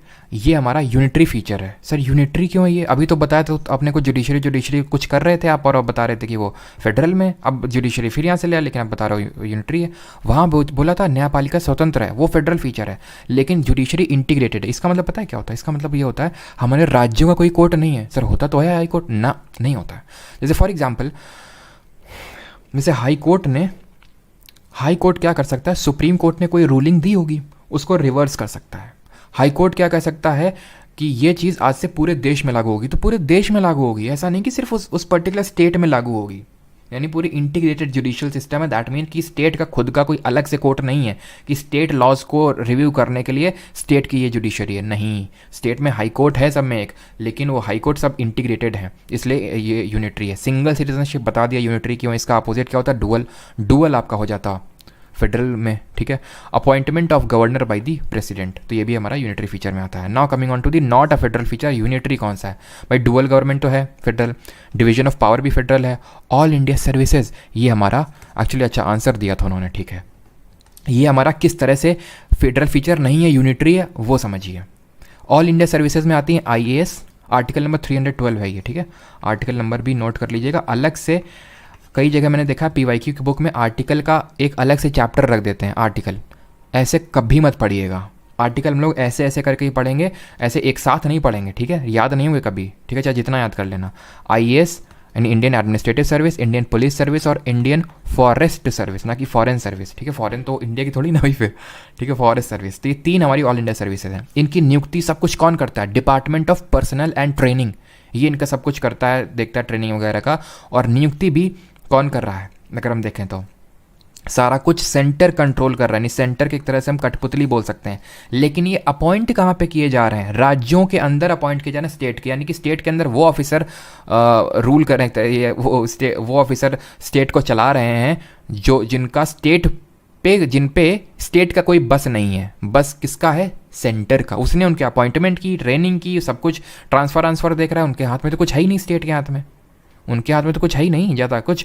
तो यानी कि कर काम रहा है सेंटर, लेकिन मतलब कर रहे हैं काम स्टेट्स के लिए, लेकिन रेगुलेट इनको कर रहा है सेंटर, इसलिए यूनिटरी फीचर है। अच्छा एक चीज़ याद रख लीजिएगा, अगर कोई, चलो वो बाद में देखेंगे जब राज्यसभा पार्लियामेंट चैप्टर देखेंगे, क्योंकि अगर कोई ऑल इंडिया सर्विस नहीं क्रिएट करनी है ना, तो उसके लिए हमारा राज्यसभा रेजोल्यूशन पास करेगा स्पेशल मेजोरिटी से, तब होगा। खैर छोड़ते हैं उसको भी।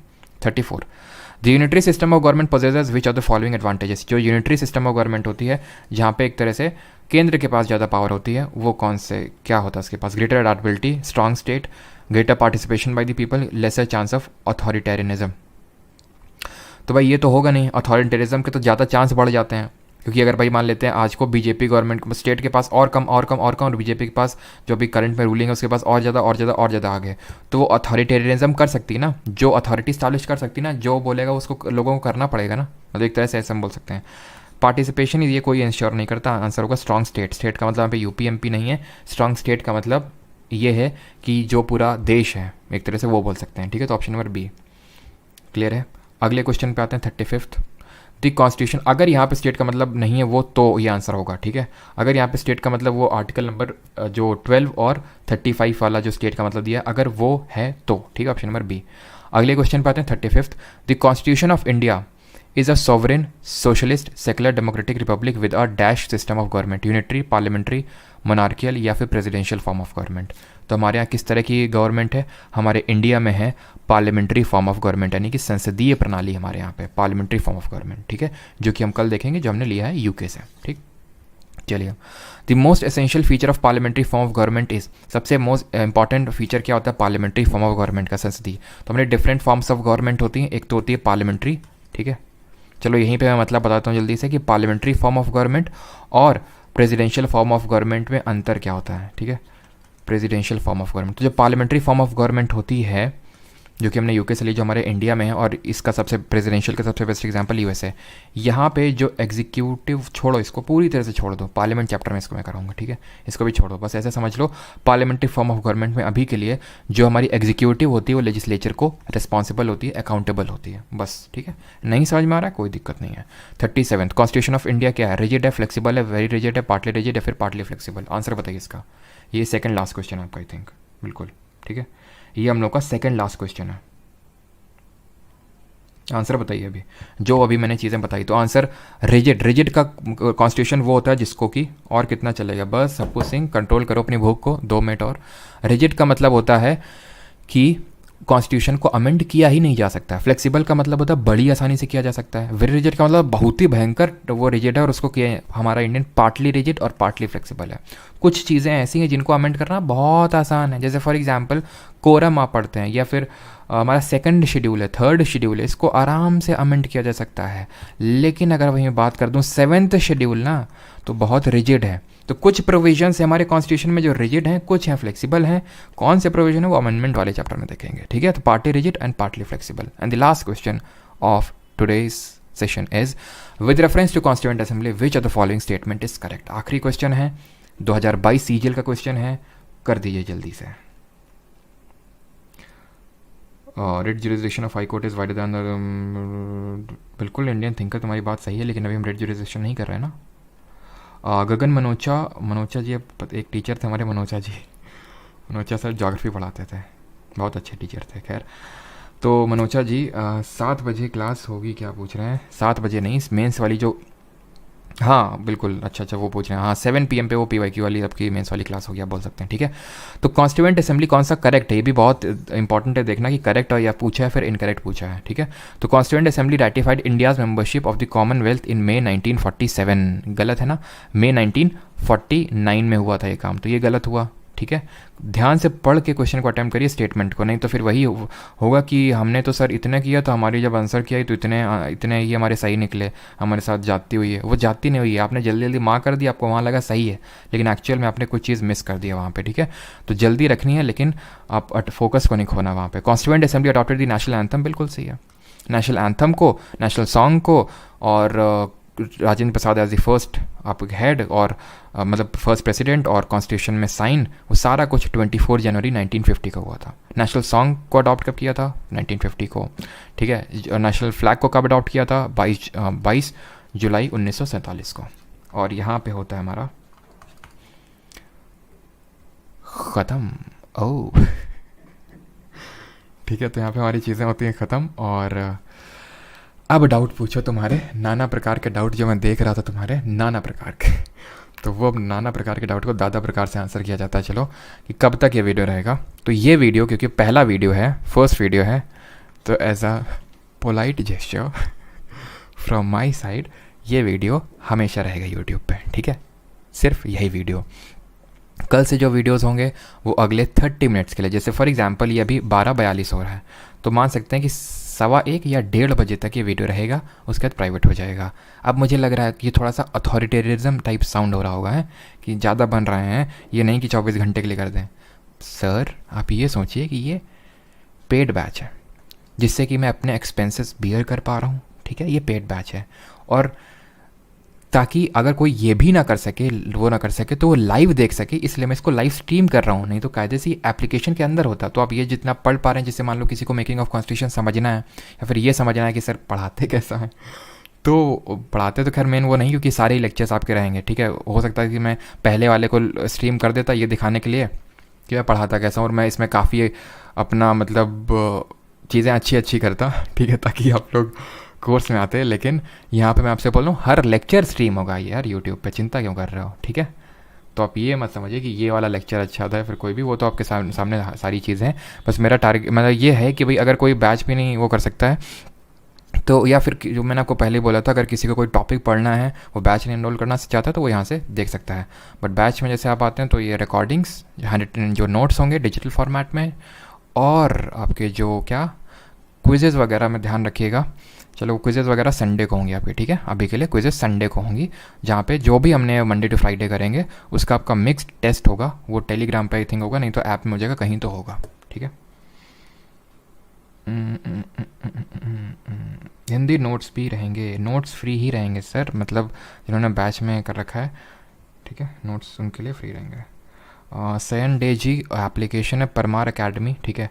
जिन लोगों को एनरोल करना है, देखो इन सब चीज़ें बताने में मुझे ख़राब तो मतलब अच्छा नहीं लगता उतना, लेकिन फिर भी अब बताना तो पड़ेगा ही, क्योंकि अब काफ़ी लोगों को मैं, देखो एक चीज़ हमेशा याद रखना कि कभी भी अगर मैं कोई चीज़ बता रहा हूँ या आप पूछ रहे हैं, क्योंकि पहला दिन इसलिए मैं बता रहा हूँ, ठीक है, कि परमार एकेडमी ऐप पे जाके आप बैच में एनरोल कर सकते हैं, ठीक है। कोई कूपन कोड नहीं है, ताकि किसी को ऐसा ना हो कि किसी कोई ज़्यादा में एनरोल कर रहा है, कोई कम में कर रहा है। वेबसाइट में एक्सेस करना चाहते हैं तो वेबसाइट अलग से www.parmaracademy.in। अभी आप काफ़ी लोगों की क्वेरीज़ होती हैं, तो अभी कोई अलग से नंबर है नहीं, या तो मैं पढ़ा लूँ या तो मैं आपके डाउट क्वेरीज़ आंसर कर लूँ। तो इसी वजह से एक हफ्ते का टाइम दीजिए, इसके बाद एक नंबर मैं आपको अलग से दे दूँगा, जहाँ पे कुछ क्वेरी है आपकी तो वहाँ पे आप भेज सकते हैं, ठीक है। ये वेबसाइट है www.parmaracademy.in। ये एप्लीकेशन है जिसका लिंक आई थिंक डिस्क्रिप्शन में होगा, उसको ज्वाइन कर सकते हैं। इसमें जो प्राइवेट टेलीग्राम ग्रुप होगा उसका लिंक आपको अंदर ही मिलेगा, अलग से कहीं आप ये मत सोचिए कि आप व्हाट्सएप करेंगे तो वहाँ भेजूंगा, नहीं, उसके अंदर ही होगा आपका लिंक, ठीक है। कोई अगर मान लेते हैं कि पेमेंट अगर करता है फिर भी नहीं आपका ओपन होता, बैच नहीं दिखाता, बाई नाउ का ऑप्शन आता है, तो जब आप ऐप को खोलते हैं ना, तो जो सबसे पहला इंटरफेस आता है उसमें बीच में नीचे आता है परचेज्ड कोर्सेज, ऐसे कुछ आता है, कुछ परचेज्ड, व्यू परचेज्ड ऐसा करके कोई सेक्शन आता है, वहाँ पे क्लिक करिएगा, वहाँ वो दिखा देगा, ठीक है। चलिए, अब किसी को कोई डाउट नहीं होगा। रोज़ कितने घंटे क्लास होगा, that does not depend, that depends कि टॉपिक हम लोग क्या कर रहे हैं, टॉपिक पे डिपेंड करता है, ठीक है, कि कब कितना वो टाइम लेगा।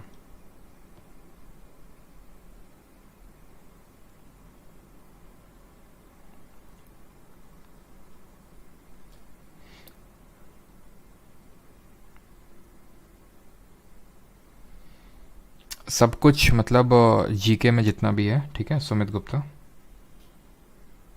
हाँ, सिर्फ यही है, अनिमेश देवनाथ, या फिर सभी को बता दूँ सिर्फ यही है। बाकी तो जो PYQ सीरीज़ है वो सब कुछ याद रहेगा, ठीक है, मतलब रिकॉर्डिंग सब कुछ रहेगा, चिंता ना करो। ये बैच क्या, इसलिए मैं बोल रहा हूँ कि मैं इसको लाइव वो कर रहा हूँ। बाकी जो नेटो सीरीज़ है या फिर कुछ भी जो भी करेंगे सब कुछ यार फ्री रहेगा। अब मुझे भाई सिंपल सा है, मुझे भी थोड़े खर्चे निकालने हैं कि नहीं निकालने, बताइए। अगर मैं कुछ करवाना चाहता हूँ, मैंने आपके लिए कुछ और सोच रहा हूँ, ठीक है, एक चीज़ करवाने को, कुछ शॉर्ट वीडियो में लोग शायरी वारी डालते हैं, लेकिन मैं सोच रहा हूँ कि शॉर्ट वीडियो का कुछ, यूट्यूब का शॉर्ट फीचर, उसका कुछ अच्छा इस्तेमाल किया जाए, और वहाँ पे मैं कुछ शॉर्ट में जो मैं PYQ सीरीज़ में जो चीज़ करवाऊँगा उसका शॉर्ट कॉन्सेप्ट कुछ बना के, जैसे कई बार होता है स्टूडेंट को सर्च करने में दिक्कत आती है, जैसे उनको कोई टॉपिक पढ़ना है। लास्ट टाइम में हुआ क्या, स्टूडेंट को जैसे मान लेते हैं विजयनगर पढ़ना, चोला पढ़ना इंपॉर्टेंट टॉपिक था, तो अब स्टूडेंट को पता नहीं कि सर ने किस लेक्चर में इसको करवाया, कहाँ पे करवाया, तो उसको मैं शॉर्ट फॉर्म में यूट्यूब के जो शॉर्ट्स होते हैं उस फीचर का यूज़ करके मैं डलवाऊँगा। तो वो मैं ये सारी चीज़ें मैं नहीं कर सकता हूँ ना, तो उसके लिए बस है। बाकी यहाँ पे मैं कोई जस्टिफाई करने नहीं आया हूँ, वो आप पे डिपेंड करता है, ना ही मैं करूँगा, क्योंकि आज पहला लेक्चर था, that is why. I hope you like the lecture. बता दो यार लेक्चर कैसा लगा, इतना देर हम लोगों ने जो काम किया है फिर मेहनत करी, वो कैसा लगा आपको लेक्चर, थोड़ा सा अप्रिशिएट कर दो या फिर क्रिटिकल फीडबैक ही दे दो बन राकस की तरह। CDS के लिए क्लास ये नहीं है, यूपीएससी के लेवल का ये बाकी जो आप स्टेट पीसीएस या फिर कुछ भी आप बैठ जाओ, यूपीएससी के थोड़ा सा अलग चीज़ें होती है पूछने की, ठीक है, अलग तरह से पूछता है वो। आपका परमार ऑफिसर्स चैनल है, वहाँ पे होता है सीडीएस का क्लास, ठीक है, क्लियर है। चलो थैंक यू। परमार ऑफिसर्स पे क्लास 7:30 AM पे होती है, जहाँ पे खासकर जो मेंस वाले एस्पिरेंट है उनको मैं बोलूँगा कि वहाँ पे वो आ सकते हैं, ठीक है, बिकॉज वहाँ पे भी साइंस चल रही है और वो आपको हेल्प करेगी, ठीक है। Great session, thank you Vish, Anjali, Priya, Nirmal, शे, मस्त रिवीजन हुआ, विकी कुमार बहुत अच्छा था, शानदार, ओके सर। मेरी शिफ्ट में 25 में से 18 क्वेश्चन आए थे। अच्छा कौन सी थी, 26 की थर्ड थी क्या? 26 की थर्ड में आई थिंक सबसे ज़्यादा क्वेश्चन 25 में स्टूडेंट बोले थे, 19 से 20 क्वेश्चन थे नोट से। अच्छा कलश जी आप भी कानपुर से हैं, एक नंबर था लेक्चर, क्या बात है, बस यही तो सुनना था। ऐप में कब अवेलेबल होगा सनत जी? ऐप में अवेलेबल हो जाएगा ये 1 घंटे के आप, क्योंकि डाउनलोड मतलब 1 घंटा लगता है, ठीक है, 1 घंटे में अवेलेबल हो जाएगा। जब मतलब जब तक यहाँ पे रहेगा, जब यहाँ पे प्राइवेट होगा तो ऐप में तुरंत आ जाएगा, ठीक है, नोट्स वहीं पे अपलोड हो जाएंगे, ठीक है, थोड़ा टाइम दीजिएगा बस, क्लियर है। चलो थैंक यू सर। ये क्लास पेड बैच में शो क्यों नहीं हो रहा है पल्लवी जी? ये स्ट्रीम तो लाइव होगा यूट्यूब पे, रिकॉर्डिंग आपकी ऐप में जाएगी तुरंत, ठीक है, तो आप यहाँ पे देखो। सर आपको मिलना है, बिल्कुल मिलेंगे, क्यों नहीं मिलेंगे। बेहतरीन Pooja ji, okay, wisdom, thank you thank you. गर्दा काट दिया बेटा, हप्पू गर्दा काटा नहीं जाता है, उड़ाया जाता है, ठीक है। अपनी टर्मिनोलॉजी को सही करो तुम। चलो भाई थैंक यू सभी को, मिलते हैं कल, नॉट कल, शाम को मिलते हैं 7 PM पे, ठीक है। चलिए रिवाइज कर लेना, थैंक यू।